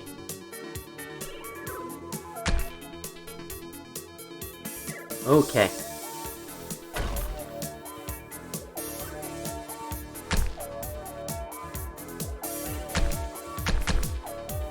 Alright, now. I'm gonna delete one of these.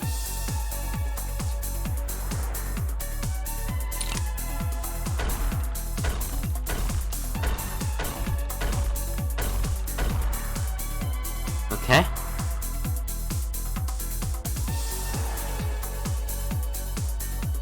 Then we're gonna satisfy the need for fuel in our city.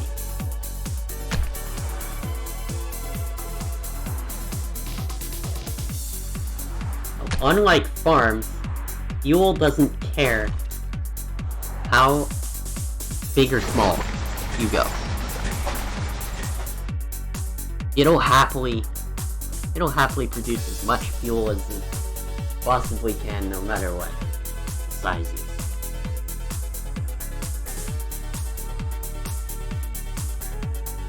And we're good on that front. Alright. No, not really. We still need a lot of fuel.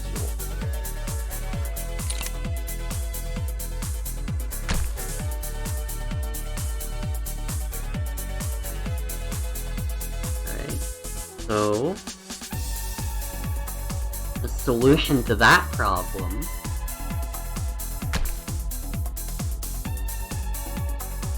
is to ignore its calling for freight, god damn it.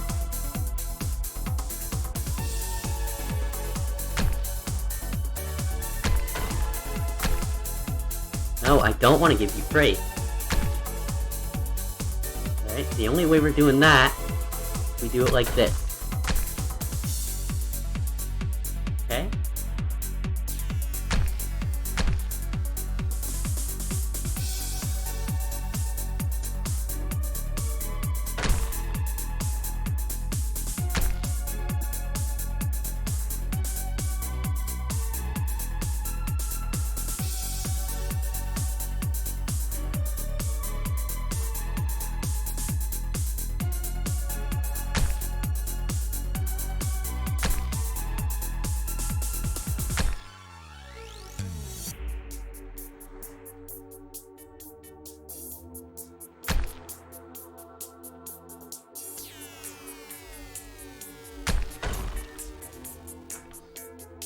Alright.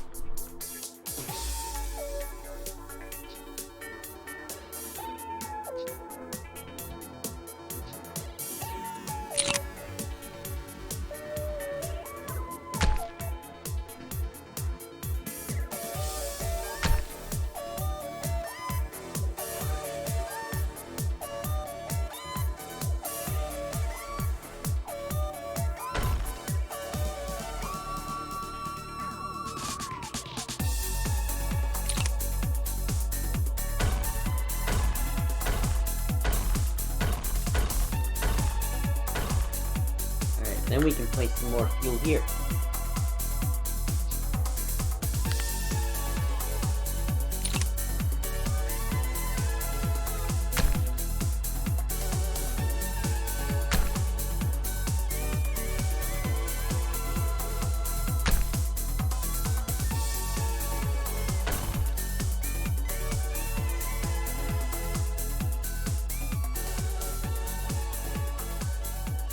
Alright.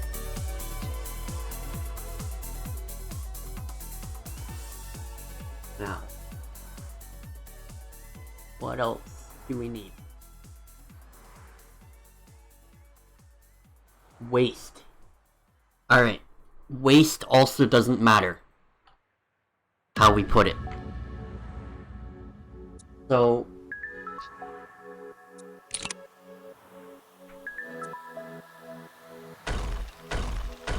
I can put a garbage dump here.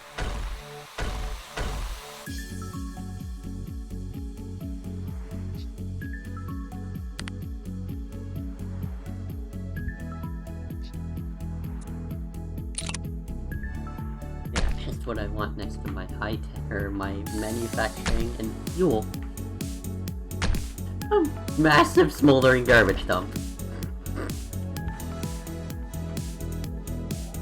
It looks cool, doesn't it? Looks kinda dumpy. God damn it.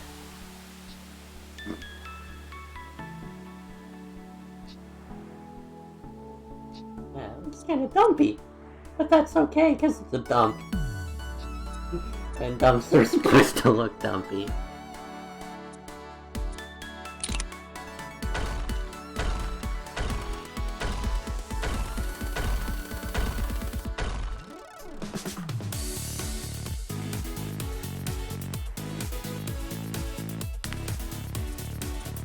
Alright, and we'll place this dump. It's a different colored dump. See, it's brighter. Still dumpy.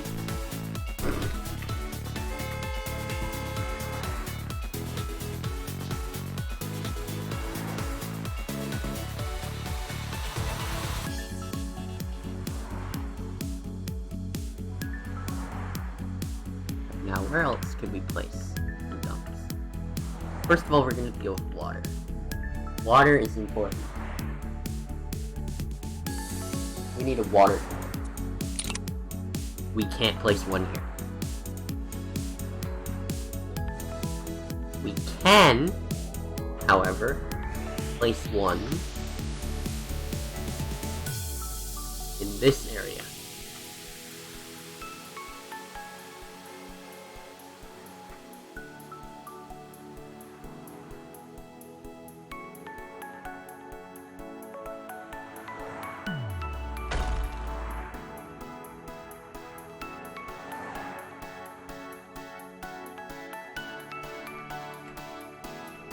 We can also, now that we have a developed area here,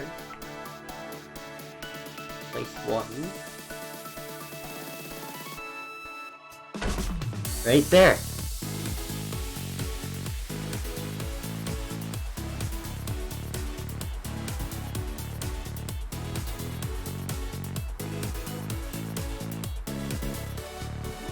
Alright, now it's just waste we need to worry about.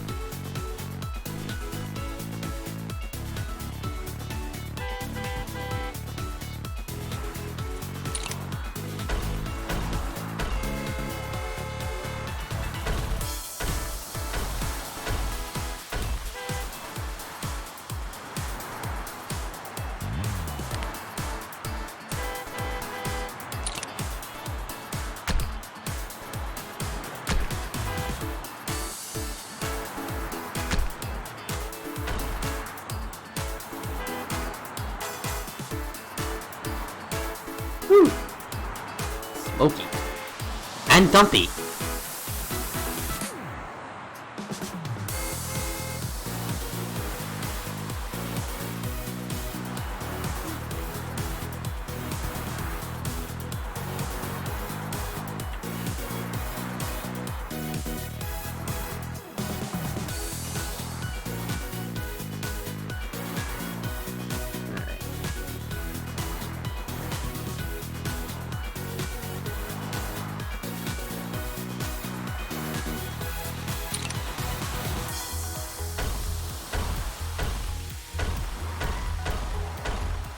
I haven't even shown you guys the freaking residential area. God damn it.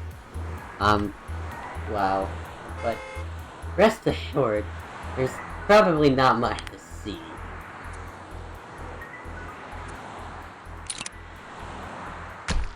Alright, now, there's another way we can improve waste. Instead of placing dumps everywhere, there's a waste management facility.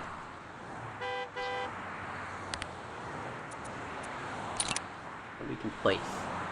Now it's gonna pollute things. But that's okay. Because this area is kind of polluted already.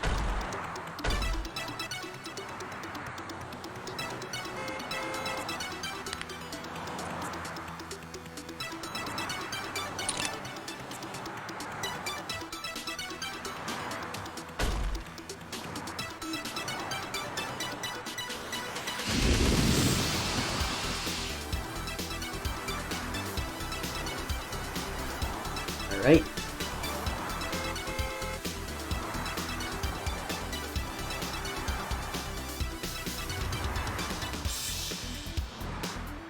Now, manufacturing is far too hard to find. That will increase. Because we've satisfied the needs of all our businesses.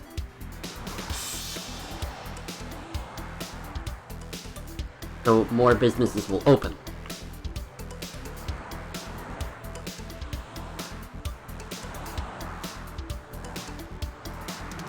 Hopefully.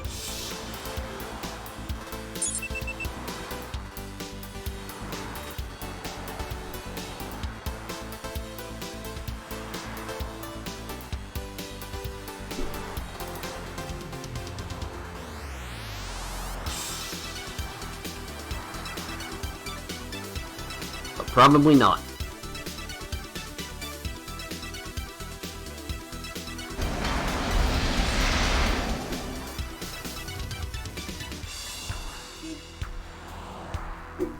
Manufacturing. Because electricity.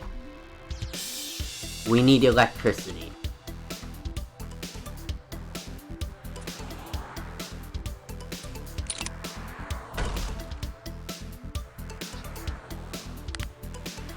That's water.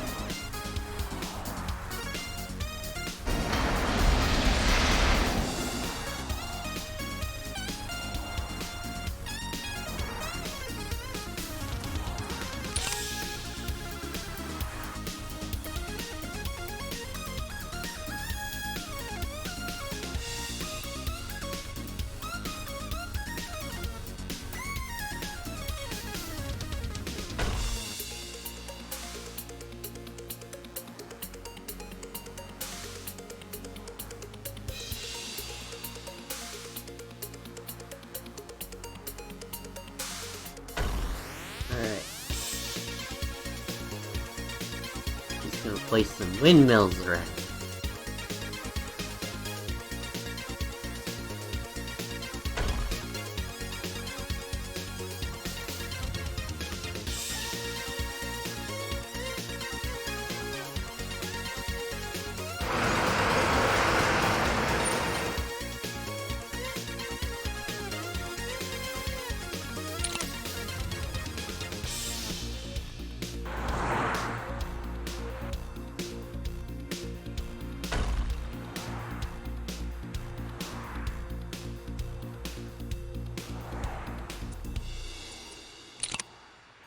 A large power plant too. Okay. Place that here. Weird spot, but like, I don't care.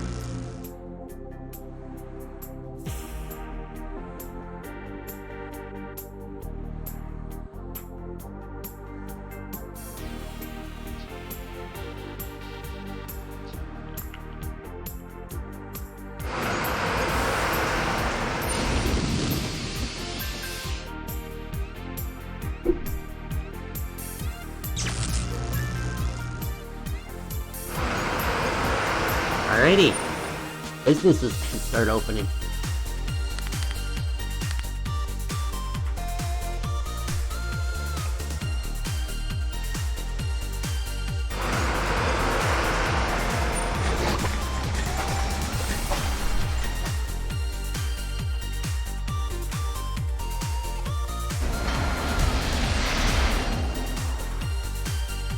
gonna take a while for them to open here.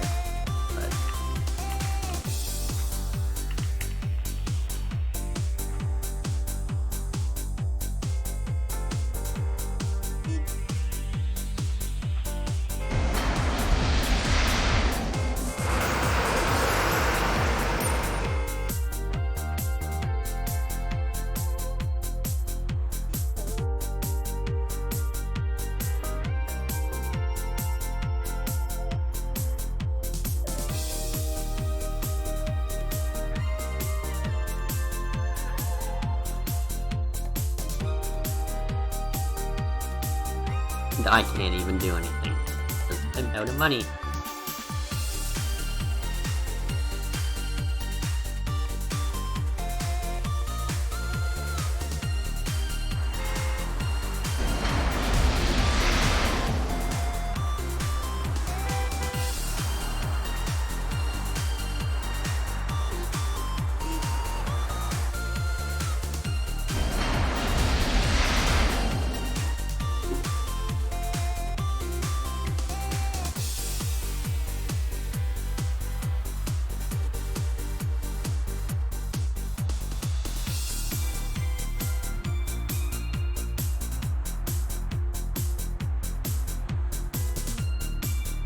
Wow, people are moving in!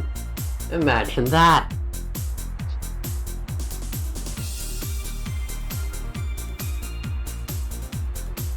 Businesses are opening too!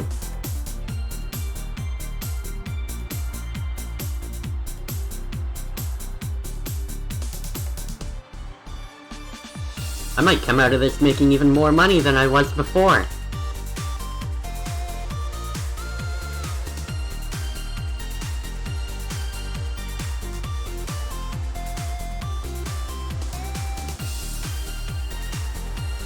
That road derped.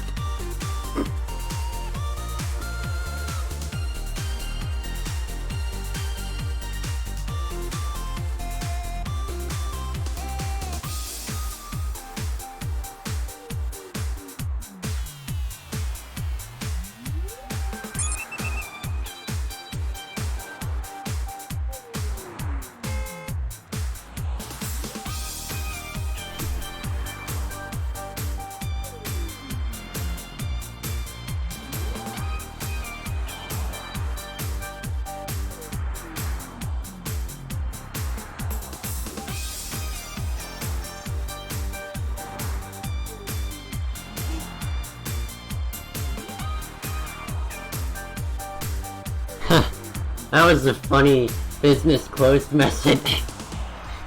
I don't know if anyone read that, but it just said that the business closed because the employees or the investors paid with a rubber check. Wow. Yeah, so that happens from time to time.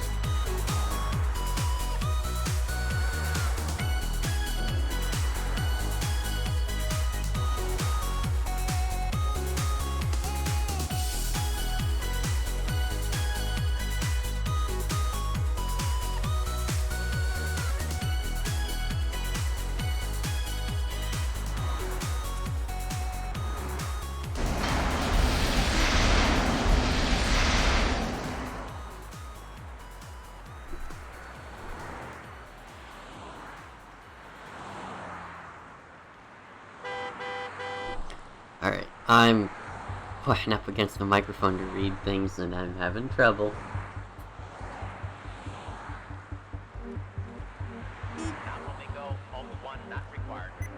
Alright, fuel. It's making my... Oh god, I inverted the colors. Oops. I don't know why I instinctively invert the colors when I see bright. Even in a game. But you don't do that with Cities. You don't invert. I'm almost $1 million in debt. Not good. Okay, is this sir okay? Water is too expensive, electricity is too expensive. What? Food is too expensive. What?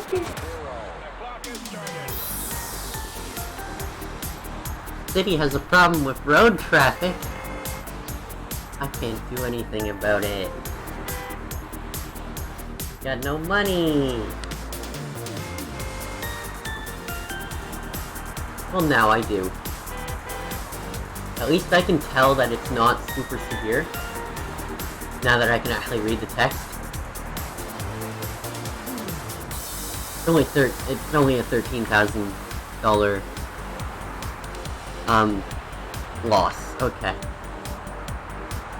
So where do we start? Well, food is too expensive. That's sort of a high priority, I guess. There are not enough tourism areas, so really, the elites are just being assholes. That's what's going on.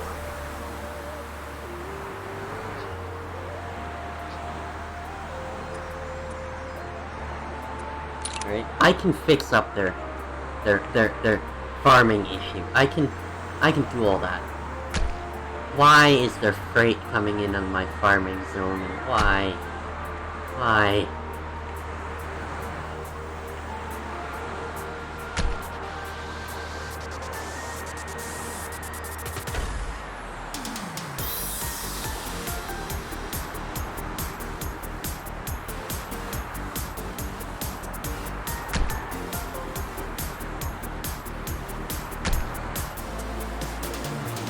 This isn't gonna be great, but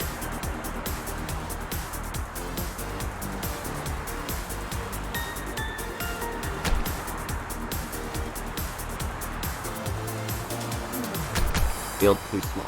Alright.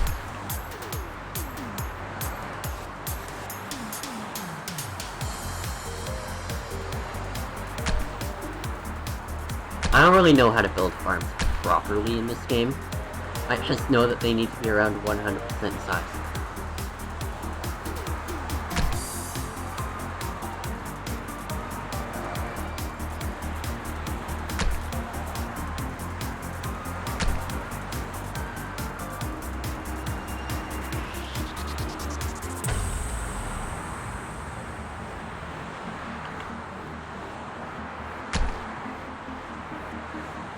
I don't really like building.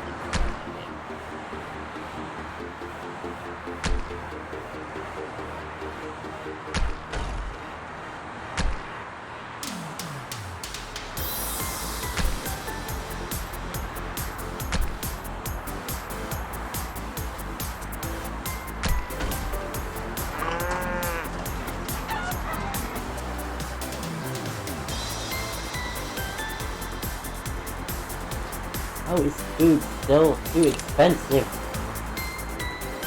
You people are driving me batty!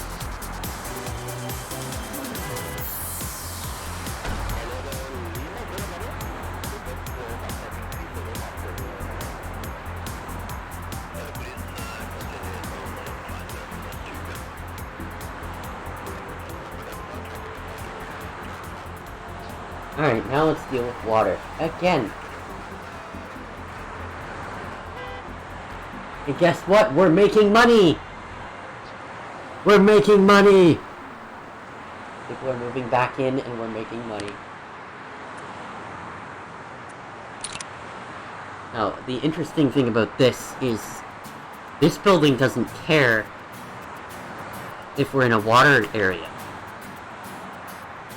So we can get some extra water resources from it.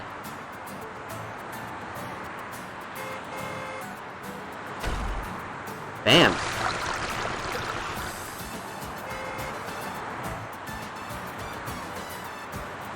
Alright. It needs executives, which we should have.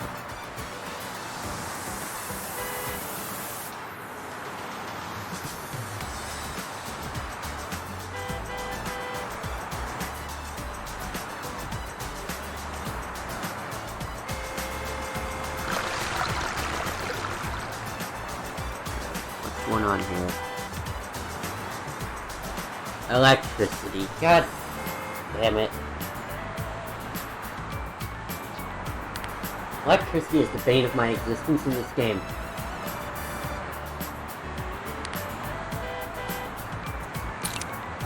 Alright, we're gonna go for a large power plant. Another one. I'm gonna place it here.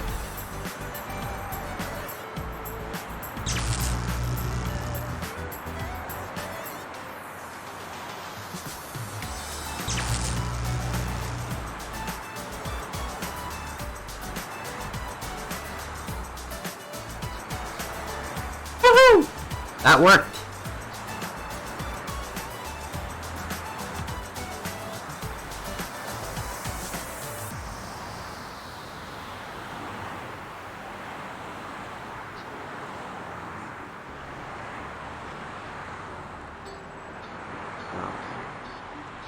Elites want more. So, god damn it.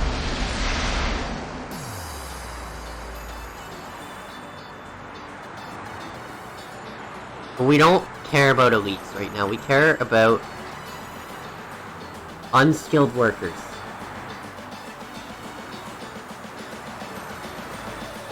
With unskilled workers, the problem is with electricity and fuel.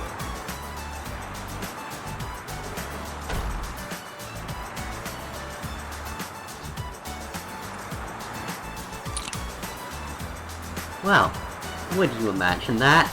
I can place some fuel here.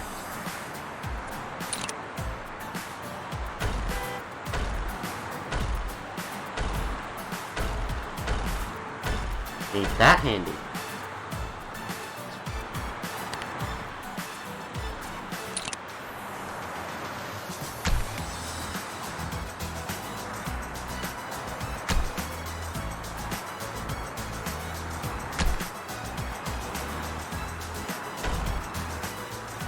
There. Now leave me alone, skilled or unskilled workers.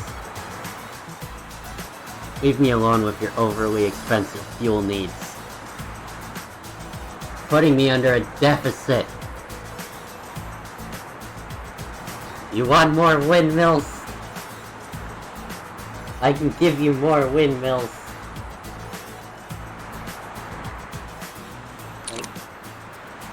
No, no, what you want most is this. This building. That's what you guys want.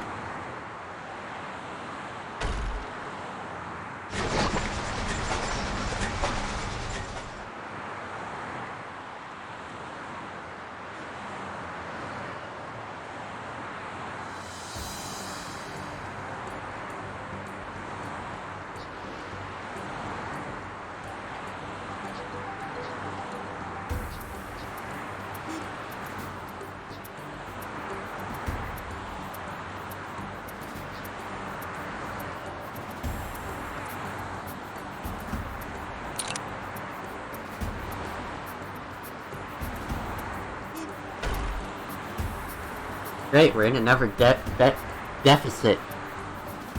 Wonderful.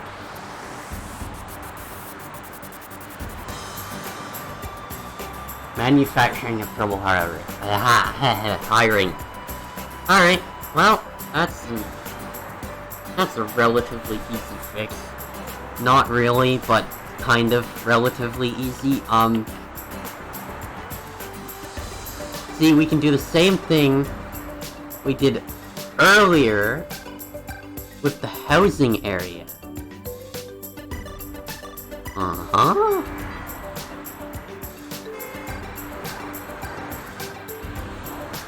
That should improve traffic some. Let's do it.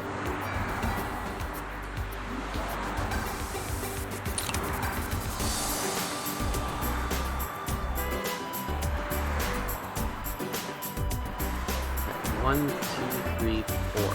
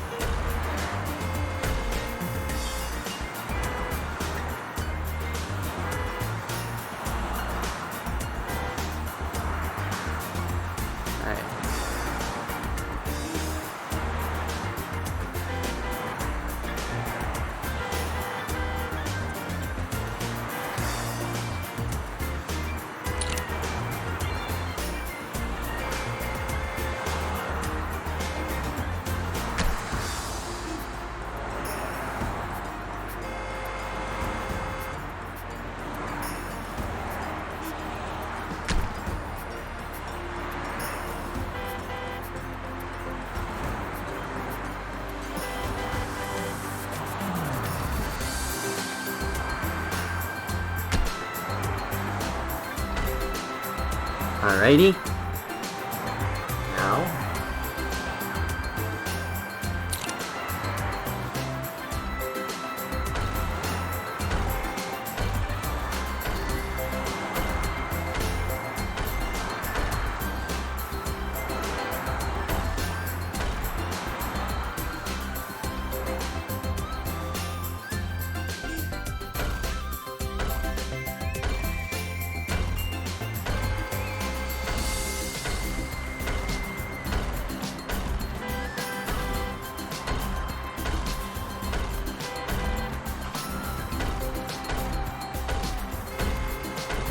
Alright.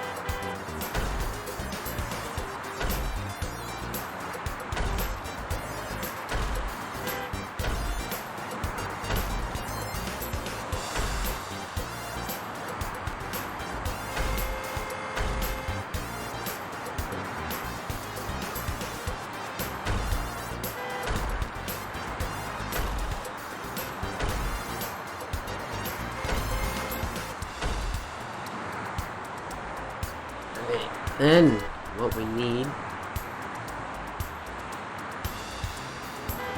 to take out that for these little sections here.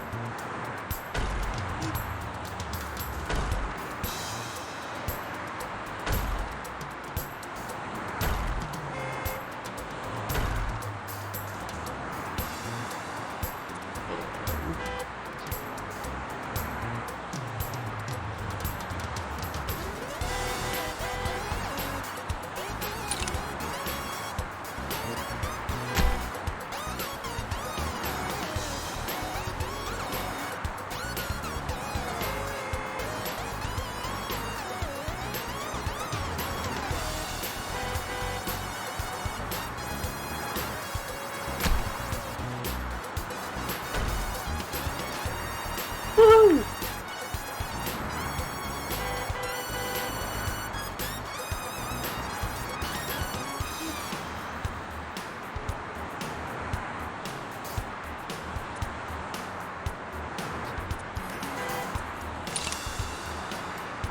Alright, now.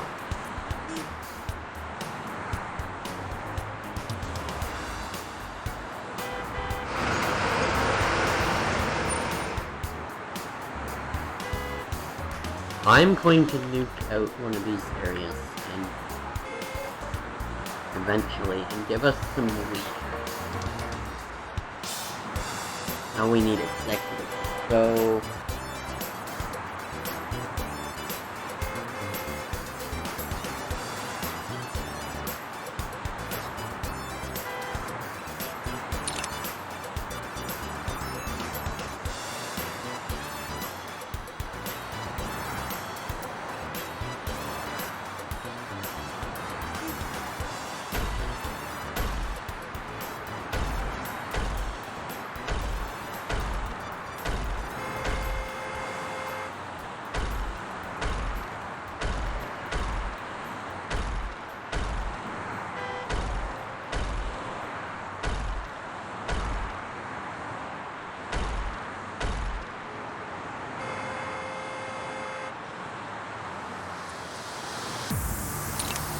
Doing all this micromanagement stuff is gonna make me hungry. I already am hungry. Oh god, Blue. I already am hungry.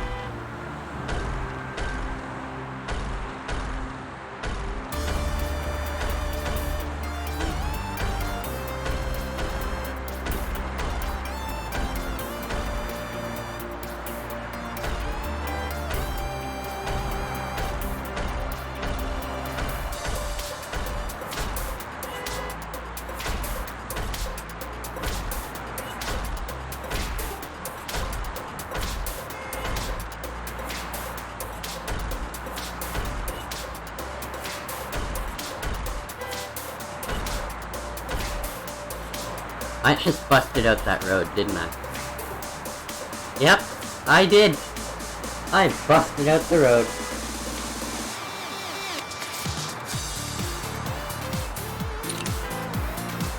Oh.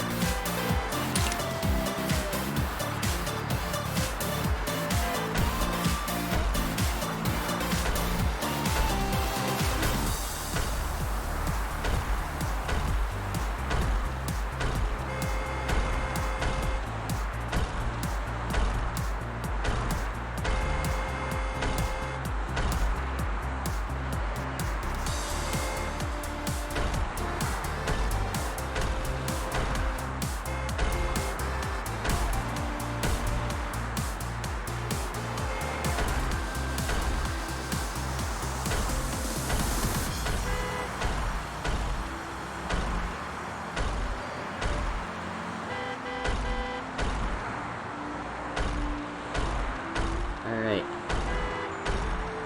Almost done with this section.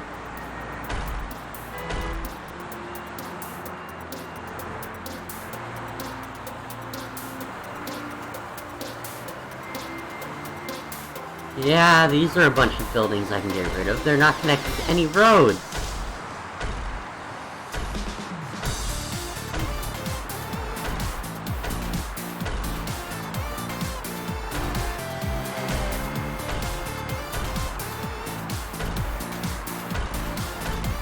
What was I thinking?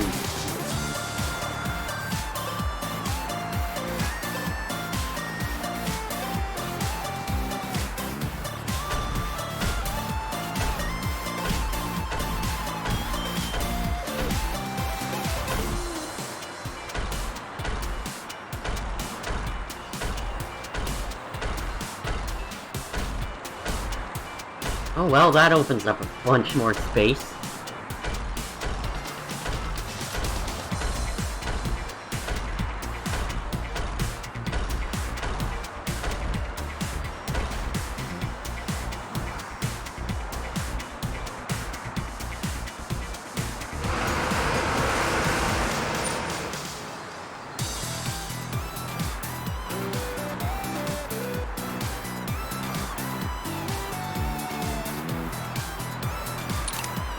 Medium density executive.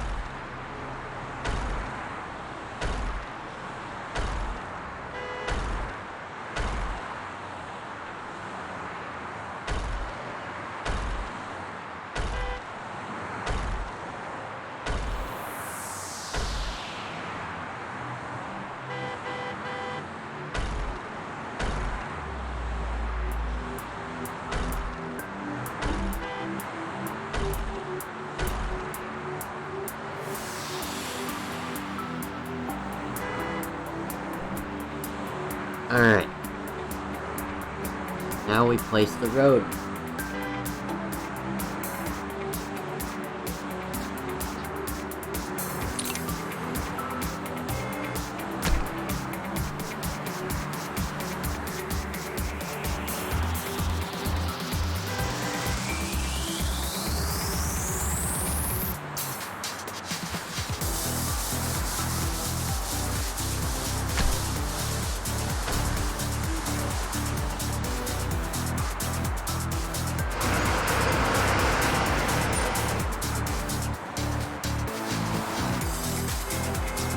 Oh god.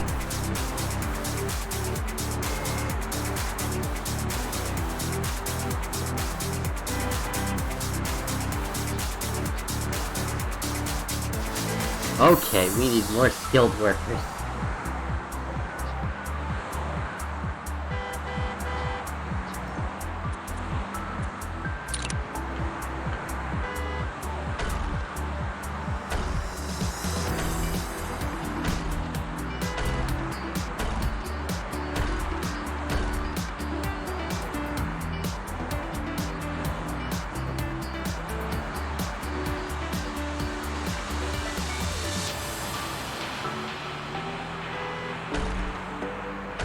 Apparently we need unskilled workers too.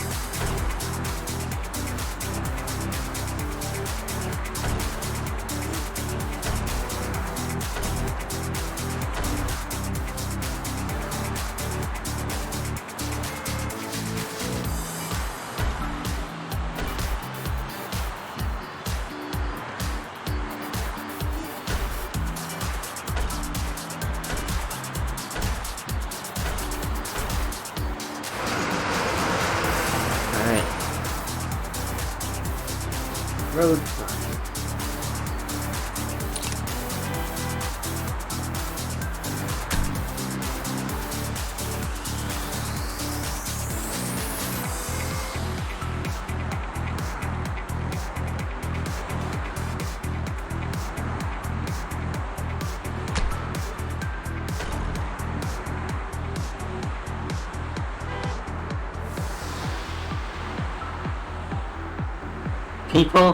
People from over here. People from over in this area of the city that is really congested are moving over here because of the less congestion. I find that hilarious.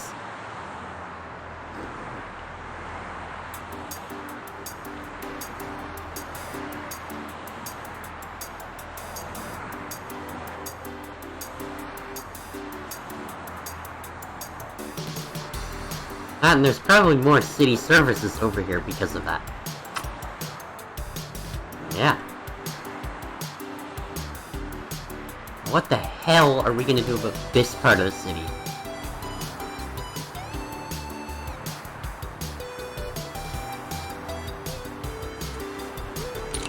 I know. Knock out this area. And this. And this. And this. And this.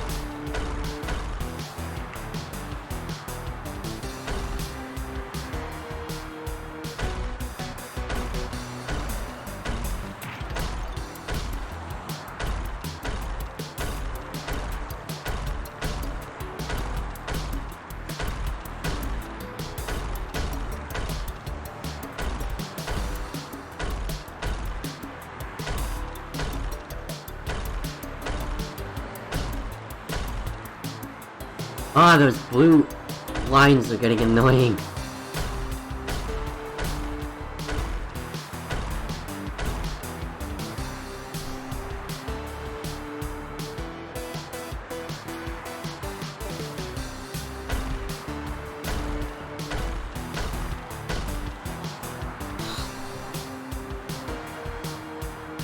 Yeah, I'm actually influencing people to move over to the other end of the city. That's amazing.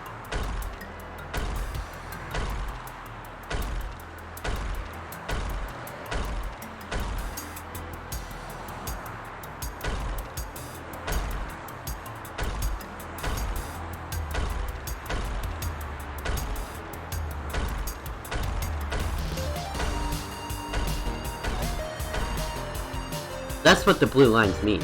It's people moving. They spawn on one house and then point to another, and it indicates that someone is moving from house to house. It's annoying because they're not transparent, but I know what they mean. All right, we need skilled workers. Okay.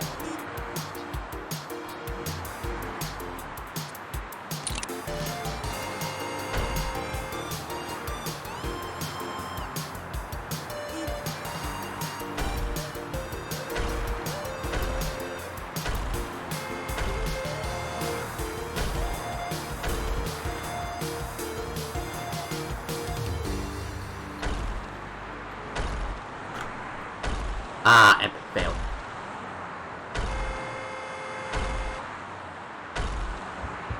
Ah, epic fail. That's what happens when you move your mouse before clicking.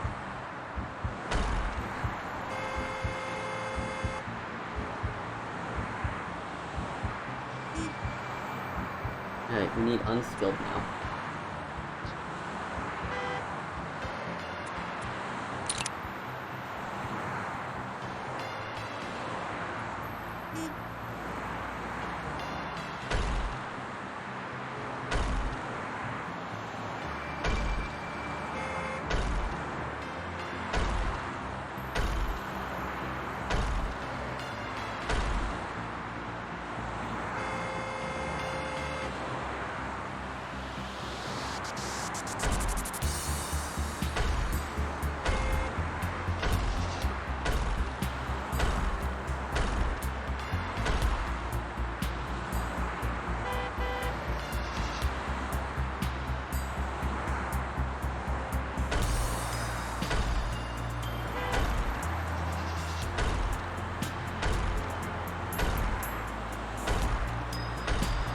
Alright, now time for a road.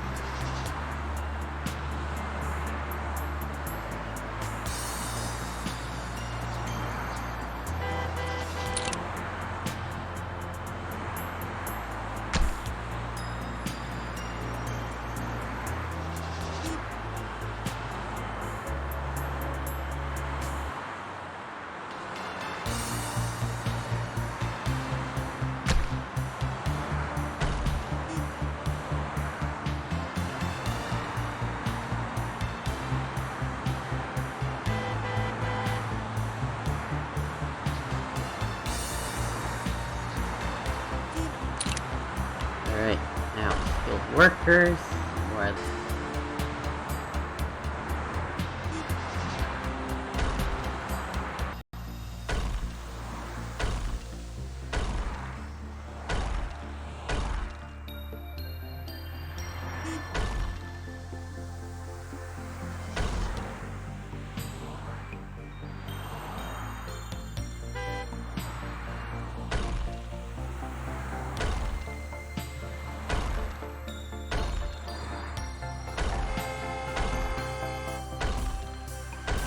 Okay.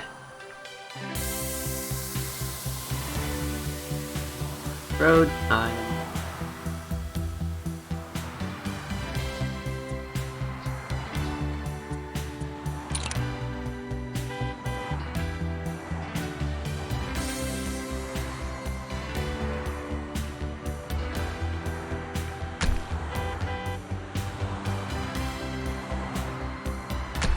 Epic fail. Epic fail x2. Epic fail x3. There we go.